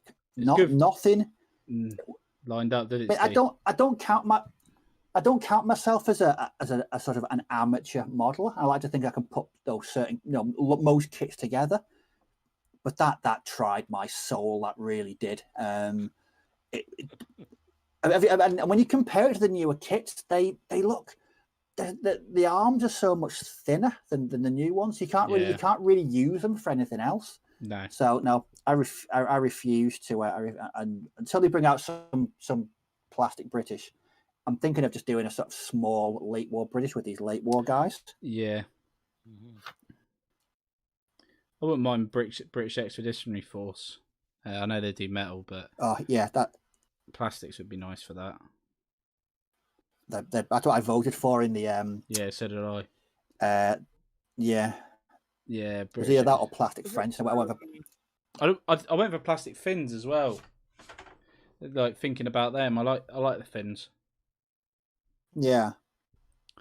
My mate's he's planning a finish arm at the moment. He's going to be using a combination of the winter Soviet and German boxes for the greatcoats. Oh, okay. Should be interesting to see how it works out. Yeah, definitely. I was looking. I'd love to do. I would love to do a late British War army using. Is it Empress miniatures? They do some beautiful late British. Yes, but they're all metal. They're all metal and they're bloody expensive, probably. But good. They're good for the money. Don't get me wrong, but they're beautiful figures and they're worth the money. But it's just doing a large army. But I guess if it was a late war one, you could make it all veteran, and then it wouldn't cost so much. This is true, but then it's. I haven't played much bolt action for a while, so I'm not going to do another army. No. Because I've still got a Hungarian one to go. I've got a Desert Rats game. God, yeah, you had your Hungarian cavalry, didn't you? Yeah, I've done the cavalry. I have. It was that one I had from a Kickstarter, which took forever to arrive. Meanwhile, I went and bought another load of Hungarians that I did for winter period. So I've got the other ones, which I'm going to do this summer at some point. But yeah, I don't know. At some point. Too many other things to do at the moment. I'm doing my Napoleonics, and then I want to get on to it. Actually, Paul's just made a point about, which made me think about. Have you all got that War Games Illustrated with the samurai figure on the front? No, no, I've got loads of those sprues. Oh, okay. I know you're a veteran samurai painter modeler, but I'm really fast. I've never ever made samurais. I've never painted them, never played with them, and I'm really Yeah, tempted to just have a play with that. Is it a whole yeah, sprue? Is it? yeah. You get Ashiguri on it, and 4 or 5 yeah, figures, is it? Something like that? yeah, it is. It's the set that came in Test of Honor. Right. Right, So got when you. I bought Test of Honor, I've got loads of them. So yeah, it's a nice set. I mean, they're quite. I don't like bash them. Like as far as samurai models go, then they're not super detailed in my opinion, but they are nice. You know, if you want to just paint something a bit different, then yeah, they're cool. I saw. I don't know whether you watch TP, who does some battle reports with his son, Charlie. He must get more views. He really should publicise what he does. He's only got like 100 subs, but does some immense Napoleonic games using what is it, General Dame rules and what have you. But he Oh also did yes, the other week. He put a battle report of a samurai battle. 2 samurai armies going at each other using I think it was pike and shot rules he used for it, the black powder variant, and it was just visually stunning. I mean, you know, blocks of asaguro and samurai and mounted samurai and warrior monks and all sorts of things. It just looked absolutely stunning. He really should get so many more subs. yeah. If I was ever going to do another 6 mil army, I'd probably do say another or just do a 6 mil army. It would probably be samurai. I think that would look really cool. Backers do some really nice samurai at 6 mil. They do some they do some nice stuff. I was looking at Bacchus 6 mil Napoleonics yesterday. Is his store open again? I have no reason for this. I was just bored. I was looking at. That's the worst thing to do, though, Steve, isn't it? I know. No, because the other night, it was Friday night. I was having a chat with Ian, my mate, who I game with. We're both in the agreement that we like the black powder era, but we'll probably never ever both have painted 28 mil armies. I think let's have a bit of a chat with reality here. That's not going to happen. So if we could do it in probably 10 or 6 mil. I think I could probably paint a 10 or 6 mil Napoleonic army in over a long weekend or something. That might be the way to go for us. Mm-hmm. That's what I said about ACW, didn't I? Yeah, that's what I'm doing. That's what I'm doing. Have you started? That's next month's. Have challenge. You started that yet? No, that's next month's challenge. All right, okay. I've got it planned. Don't worry, I've got it planned. I'm really looking forward to it. I was very tempted to buy a whole load of Napoleonic 6 mil just because I'd love to do really big core level engagements. Yeah, it would be cool, wouldn't it, Dom? But it would look spectacular.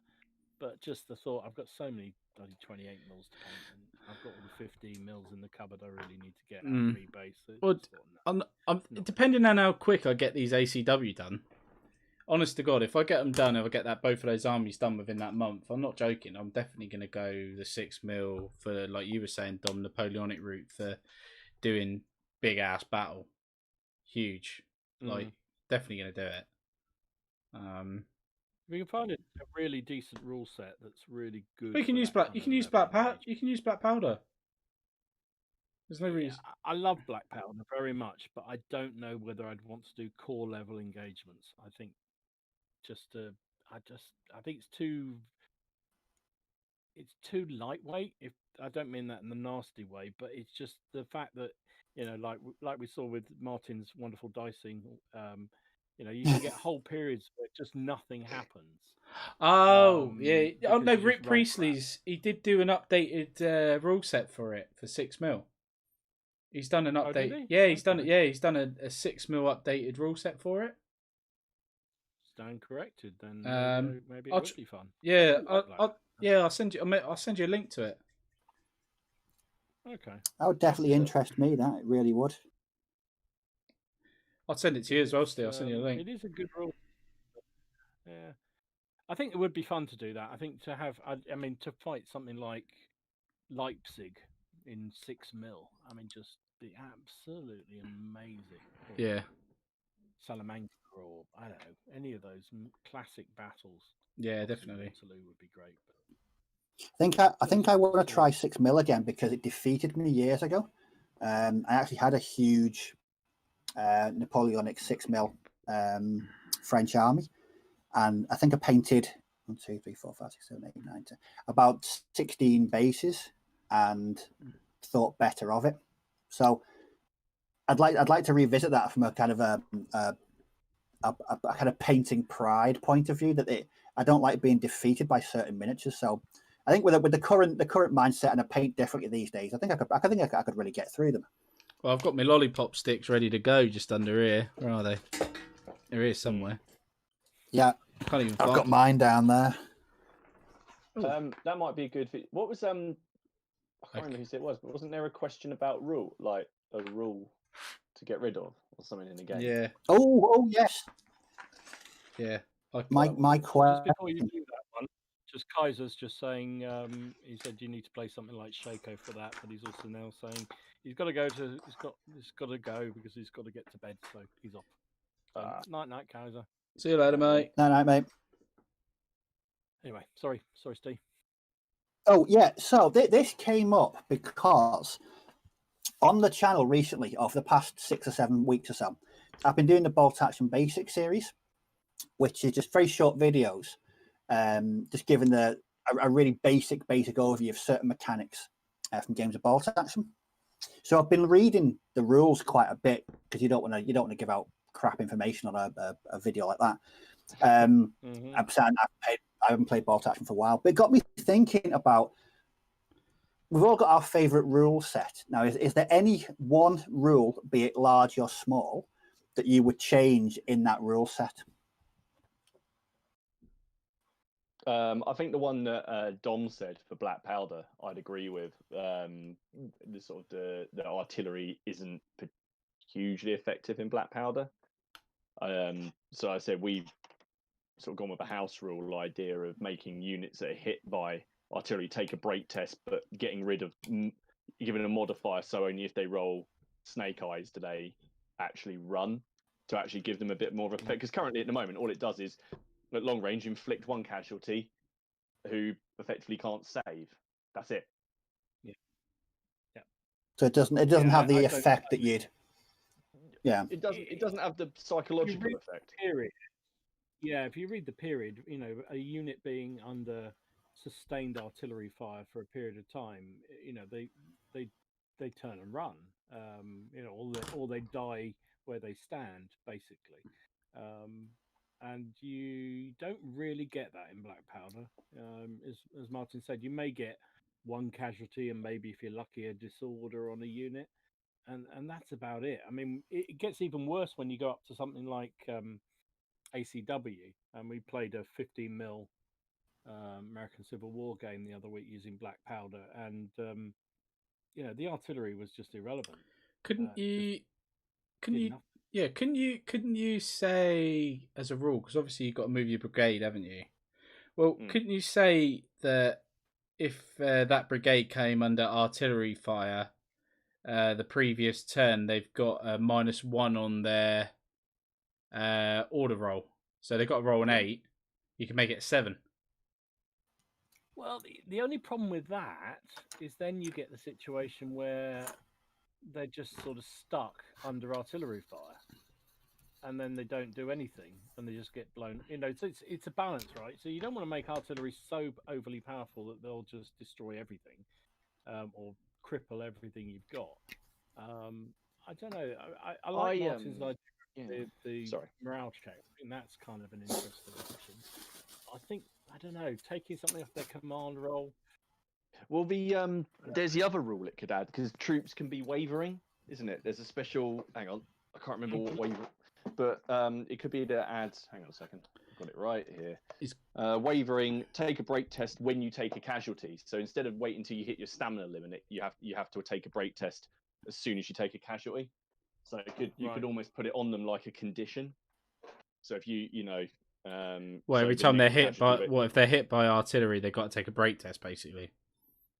Well, no, the next time they take a casualty, they will take. So they've taken one casualty, so that now the unit is wavering, which means the next casualty it takes, they take a break test, regardless of whether or not they've taken a casualty or not from the artillery. Oh, So okay. if you get hit by artillery, your unit becomes wavering till the end of your next turn, or something like that, or the end of the next enemy turn. So if they take a single casualty from anything, then they have to take a break test. What was the difference in Black Powder 1 to compared to 2 for artillery? Was there much of a difference? No, it's still the same. No. Yeah. Yeah. Actually, Okay. variant of that, Martin, you could do, say you took 2 successive turns worth of hits from artillery. Yeah. Yeah. So it wasn't anything else, it was just artillery. That would be interesting. Say a unit got hit one turn, lost a casualty, then second turn lost another casualty, then they have to do a break test. I think that would give you something a bit more worthwhile and would overbalance artillery. Yeah. I think that's one. I have one for a game system which isn't my favourite system, but it's a rule that I don't like, if that counts. Yeah. Yeah. So, but I know that Dom's the only other person that plays Saga, so I dislike not having multiple combats. It annoys me. The units, basically, you fight a combat. You move a unit, you activate a unit, it moves into melee. You fight in melee, and then regardless of who wins or loses, they will part. And then you activate another unit. So you can't ever charge with 2 units. You never have a continued combat that goes into the next round. They just bounce off, which does reflect, I suppose, Dark Age warfare a bit. But you don't have that shield wall locking together and not giving, which was another thing about the Hannibal thing, which when you've got Greek phalanxes, they don't just kind of bounce off each other. So it's a fair point. Yeah, I think that's a really good point. But somehow it doesn't bother me too much with Saga, because Saga, the games I've played with it, I'm not a veteran of it by any means. I wouldn't claim to be an expert on it, but I have played a few games, and I think one of the things always seems to happen in that system is that you kind of you focus on one maybe 2 units in your army for a period of time. So you'll use all, because of the way the dice system works, because of the way you're activating things, but also using for the special abilities. You rarely move your entire army, or even do something with every unit in your army. So you tend to, it'd be like your Huskar unit will suddenly scream across, do 3 moves up the table, mash into an enemy unit, fight it, and that'll be your turnover. So it sort of doesn't bother me too much that it's only one. I can see what you mean, though. I mean, not having multiple combats. I've got various Viking type armies. I've got Crusader army, I think. Because with the Vikings, they get that ability that lets them activate every single model in their army in one go, but you can't swarm the enemy because you bounce off. But also, the reality is, if you don't go in with all their special abilities, you're unlikely to have a decisive win. So, as the way the guys at my club told me how to play it, was that you're better off focusing, on just 1 or 2 units a turn to really make damage.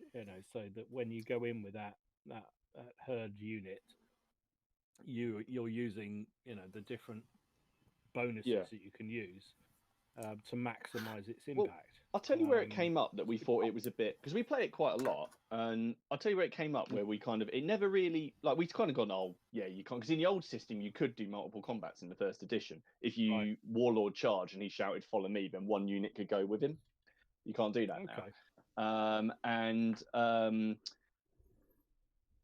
It was what one of us was using the Irish, and he charged with his hounds, and then they just kind of bounced off, and we're like, just thinking about the dogs, we just wanted that continual kind of action. It's still a great system. I really, really like Saga, but that's just my niggle. And I know the guys I play with kind of think that's just that. But then I suppose there's always a way to you can always house rule it, I suppose, somehow. I tell you what, it annoys me more though when you're playing supposedly a proper war game, more historically accurate, where they insist on only single fighting, where you can't charge multiple units together. That annoys me even more though, because it feels wrong. And I'm trying to think off the top of my head, but things Black like powder. DBM and DBM Black powder, where you have can't to charge, can you? Yeah, that's right. well, you can, but you can in black powder. I thought you But said the secondary unit doesn't actually fight, does it? Yeah, It just it's a 50%, in it. It doesn't. You couldn't do multiple like 3 battalions versus 1 because it's all based on the frontage, isn't it? Well, no, you can get one in on the side. You can cut charge on the side. Yeah, you just didn't get round my side. Oh, I didn't know that. You didn't tell me that. Oh, that changes everything. That changes everything. Oh, that's completely. Sir, I demand a rematch. That's fine. That's fine. Yeah, the frontages can go on, and they line up, and you could have 2 small units fighting like 1 standard unit if their frontages don't max out. So that's not a problem. But if you he tells me that now. Jesus, that was it. You saying that right? That makes the game void. Brilliant, love it. Oh, we got Wargamer Spud is in the house. Hiya, mate. How you doing? How Good to see you, buddy. Hi, me. Oh, hang on, someone. Oh, Yeah, I know what you mean though. There's something about that. There are. I know what you mean. There are certain rules where they do insist you line up, and that does feel a bit wrong. I said it's never been a big thing for me on Saga, but I can see where you're coming from for sure. Someone said that they'd like hand-to-hand combat redone in bolt action. Solvent Abuse says that he's not a fan of it in bolt action. It's very simplistic. There's no grenades. Absolutely brutal as well. I mean, yeah.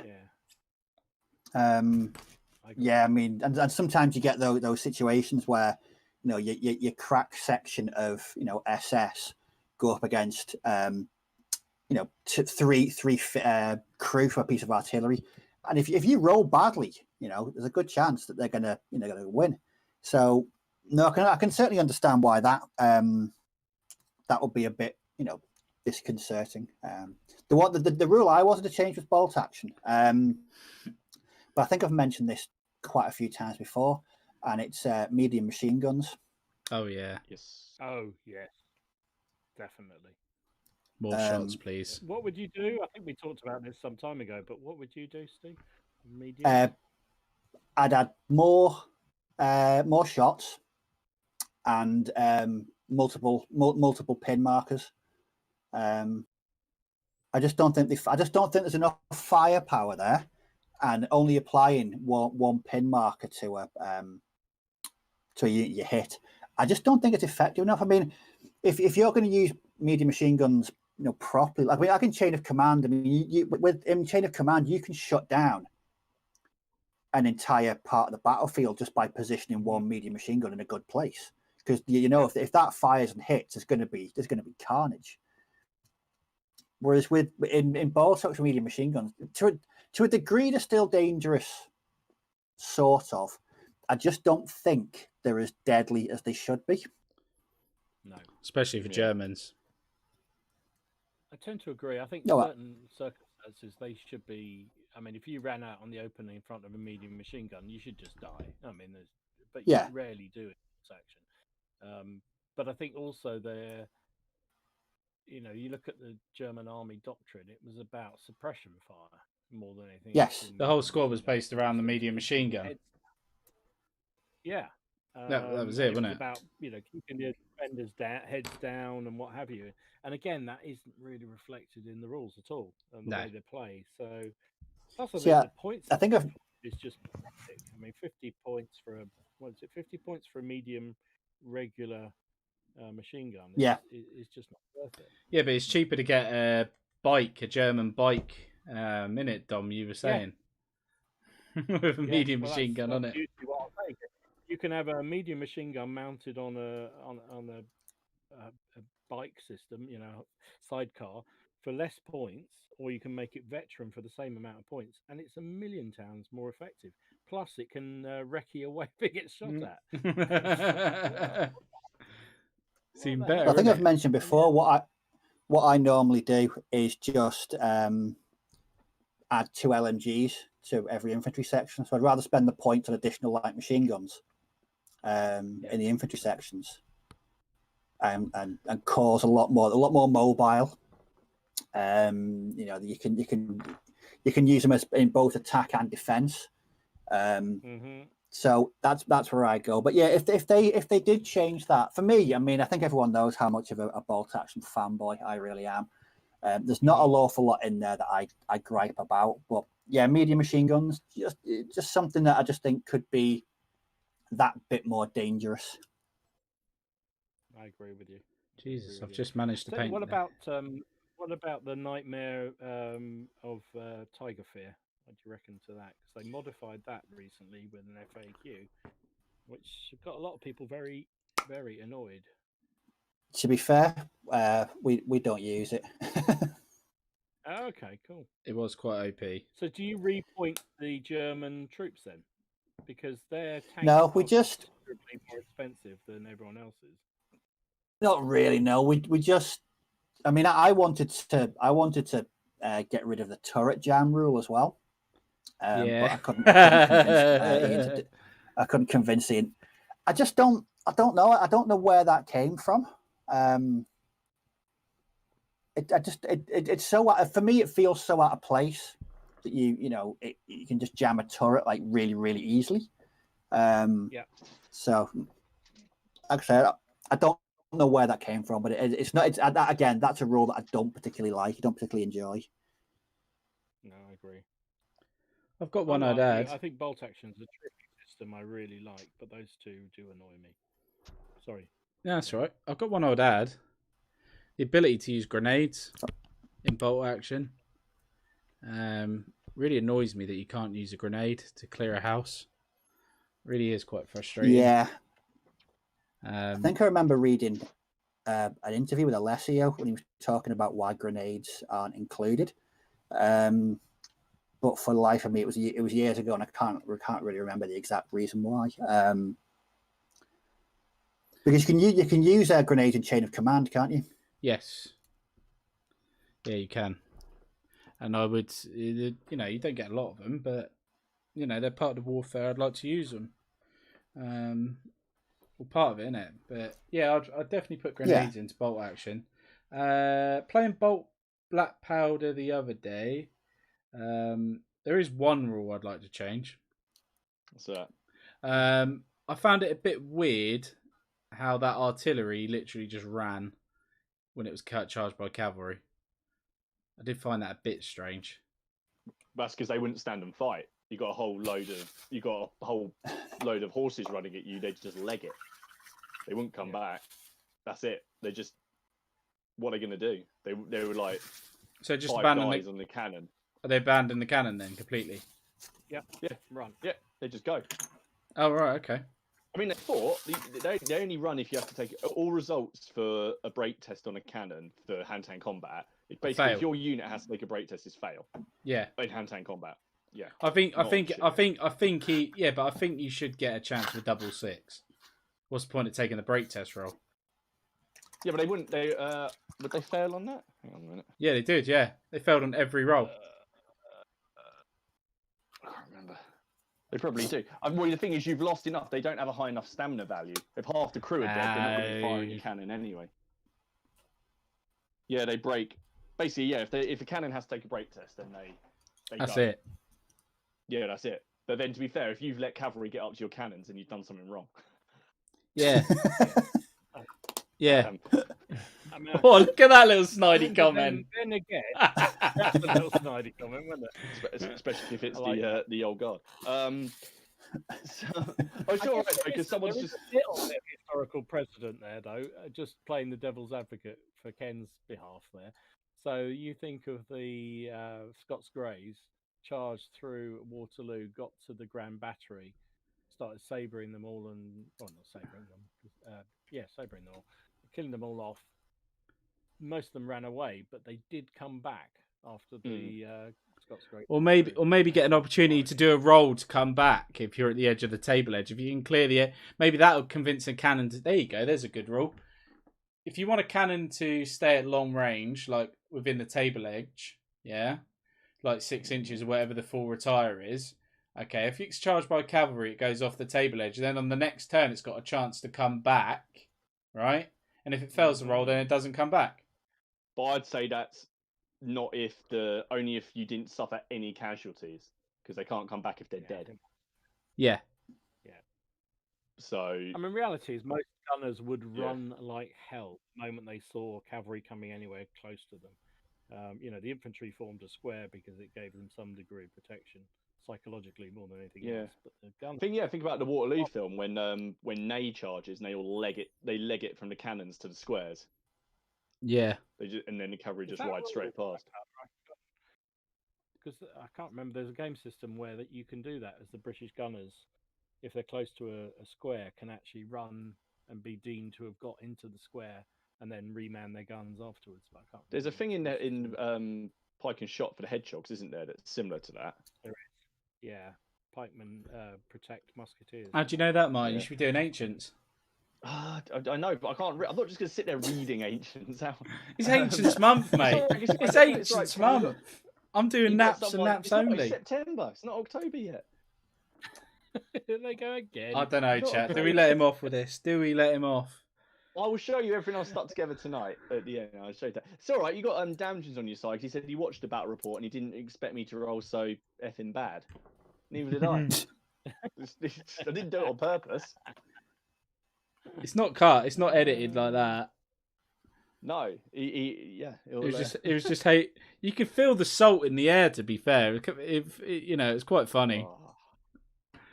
Do you know what? I'm gonna find it. Someone put up a really funny comment about you, and I've forgotten to read it out. I'm gonna find it. Here he goes. Got to get one back, any. Oh no, but it was actually really funny. So someone said that there's going to be a future video. This is Duncan FX said there's going to be a future video of Ken burning all his Napoleonics when GW announced Age of Napoleon. That'll get him up to 10k easily on the stars. I like that. That's great. Oh dear. Oh jeez. Yeah, me and Has Hayley forgiven you yet for killing her 95th, Martin? No. Well, she said she wanted to. No, basically, yeah, he's right. No, she hasn't. I'm not even. There's no. It was pretty funny. That was the best moment of the entire video. Haley's head popping through the door. Well, you only just caught it before it cut. Because she was in the other room with my daughter, and then I think she heard Ken's sort of victory warble or whatever it was. And then she just went, "You bloody what?" And then she stuck her head through. So yeah, that was turned the camera on. That was pretty funny. Was the best moment of the whole video. It was as soon as I heard the 95th have gone, that was like the best thing in the world. I was like, I don't care if I win now. I've done what I've come to do. I said to you right before the game as well, like, I don't know, they better do something, just no. I don't. No. Sharp was not having it, was he? He was two really caressing lady friends. Martin, it's the old guard, made them run away. So I think we should promote the Hanoverian victory over the old guard a bit more, since the Hanoverians have got like nothing in the way of special rules. They're good. I think they were masterful. No, apart from the ones that got rocketed in the back by their own side twice and then ran off. Those ones were quite. Uh... I nearly bought myself a rocket battery based on that battle report because I just thought that looked so fun. He asked me. He just said to me, "So why have you put it in?" And I went, "Well, it was for the laugh, but I didn't actually think that was going to happen." It was masterful. It was pretty funny. Hanoverians, they fought off everything that comes at them, and then they get a rocket in the back, and it's like they run. That's it. Well, yeah, it was the second rocket. That was the thing. It was they already got rocketed once. They've sent a runner over going, "Oi, check your aim." And then the other one, they fight off the Italians. Combat lasted half the game. Yeah, the Italians were the unsung heroes for the French. They did not want to break, did they? No. Not French, you see, that's it. Swiss didn't do too well, did they? They came down the road, got shot, and then just kind of stayed there for the whole game. Oh, the whole game. Literally the whole game. They didn't move. I was like, come on.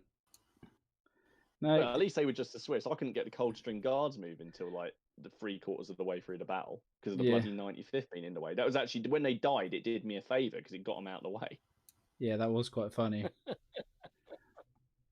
Oh dear God! I can't wait for a game. Yeah. Well, we'll do another one. You can be the French again. We'll never. I'm not going to take the 95th. I'm going to take the very big unit of Jaegers I've got for the Hanoverians and see how they do. Do you have to play the 95th then for skirmishes if you're British? Well, that was but that's the sort of the skirmishing unit, the rifle unit, anyway. There's 60th rifles, isn't there? And there's a couple of other rifle units. The King's German Legion had some rifle units as well. Yeah, they were the ones in Le Haisson. That's what my Jaegers are based on. Oh, okay. Yeah, one of my battalions is based attacking La Haye-Saint. What one was it? I can't remember now, but I know I picked one that's done it, and I've got a light battalion as well. Blue trousers, steady on. Some blue trousers instead of white. You're not going to mix a what? Do you know what? When you bring your battalion here, I've never done this before, but if I would be tempted just when you're not looking to get and just paint some like different coloured trousers on one model in your battalion. I'll kill go you. to Lou or something. I'll kill you. just to... They have to be uniform and they have to be correct. See, now I'm getting questions here. Someone said to me, Bill Roy says, why did I put the 95th on the road in the first place? Because my plan was that that I thought everyone always puts like the elite units in the middle. So I'm going to put my entire elite brigade on that side, and they're going to. It was all psychological. That objective. It was also because I was slightly constrained by my deployment. But I kind of put them there and thought, oh, they're reliable. They're on a road. It's 9 or 10 or less or something. There you go. And that wasn't to be.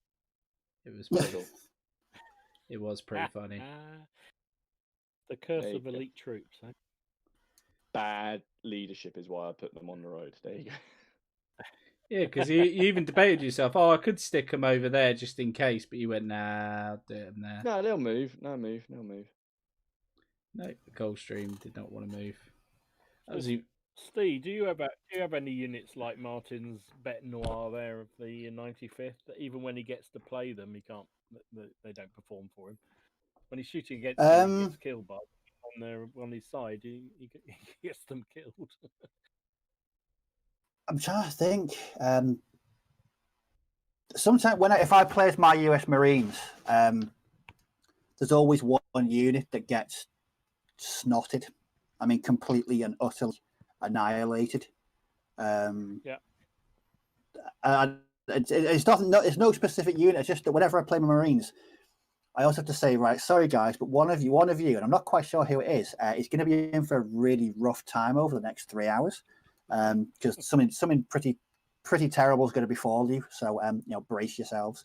But no, I've been quite lucky in that front. I don't really have any units that. Oh no, wait, no, me and mortars. I can't hit jack with mortars. It's just awful. Oh really? Mortars are your problem. I think I've only in all the games of ball action I played. I think I'm going to say I've hit less than 5 times. Really? First time. I mean, Ian, bloody hell! It's like his dice are just magnetically attracted into when it was his knee, those bloody knee mortars or his normal mortar. As soon as he picks a dice up, I'm thinking, right, we're seeing 6s across the board here, and most of the times it is. Jesus. So no, it's just my legendary crap dice rolling. Well, I used to be really shit at morale checks. In bolt action, oh my god, I always fail morale checks in bolt action. Constantly fail. Yeah, I'm not. Liam always. I think Liam literally feels sorry for me sometimes because he knows we're recording it as well. Because he can't say do a re-roll, mate. And I literally constantly fail them, and I'm like, fuck me. And he even goes, it's always when he says the little snidey bastard, he goes, you're going to fail that roll. You're going to fail that roll. Whenever he says you're going to fail that roll, I always fail that roll. That's why I was doing it to you, Martin, the other day when I was up there. I was saying, you're going to fail that, mate. I was rubbing off some on you. That's nice, isn't it? And I bought you a kebab. I bought you some beautiful resin. I bought you some beautiful resin in a pot. Love it. Yeah, I'm actually looking forward to using that. It's actually really good. I've actually used it, and it is actually What, the really, pot really. you sending me? No, not that pot. Yes. He's not going to send you a new pot, Martin. For God's No, I sake. just tried your pot out, mate. I haven't used mine yet. Just check. Yeah. To be fair, I'd say that's fair enough. Yeah, it's like if you buy a CD to someone, do you rip it first and then onto your thing before? Damn right you do. When was the last time? To be honest, I can't remember the last time I bought a CD. Oh no, actually, tell her Christmas because Laura always wants a CD, and I really wanted our new car not to come with a CD player, just so I could say, "Look, you're old now." The last actual physical CD I bought was is it Floodlands by Sisters of Mercy? I think that was the last one I bought. When was that, Steve? May That's gonna be 1997. No, it was 3 years ago. I don't know why I'm getting all up about this. I'm turning 30 in January. Oh my god, I'm going to be old. It's depressing. God, it must be awful. It really must be. You're basically dead. Yeah. It is. It's not great. Laura's coming up 32 in April. She ain't gonna like me for saying that.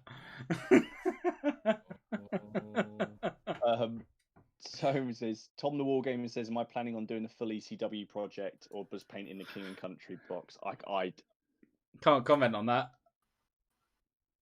I'll end up painting more than just the box. I've already bought more. There you go, folks. Looking forward to his Ancients October. You got fucked. It's not. It's going to be. There will be. It's just going to be Ancients in October, apart from some games. But yeah. I know we're right up against time here, but I was question that feeds a question I saw somebody else ask on a we are. page. I thought would be a really good one. Was when you're doing a project, do you buy all the figures up front? Oh, don't. Do you buy the little bits? Do you buy unit by unit, but have a plan of what you're going to build as an army? So I know I'm going to need, 5 companies of infantry and a tank and what have you, and you build it bit by bit. Or do you just wing it all the way? Oh my god! Go on, Mark. All the figures. So what do you do? I buy a core and then add more as I go. Before you've even painted them. The core units, yeah, I'll buy the core units that I need, which is what I've done for these Carthaginians, and then I added the elephants. Okay, admittedly, I added them like 30 seconds later in this case, but what about you? I've already now. What about your EC? What about your ECW? What about them, Ken? You got a core set, haven't you? Have you finished them before you bought some more? No.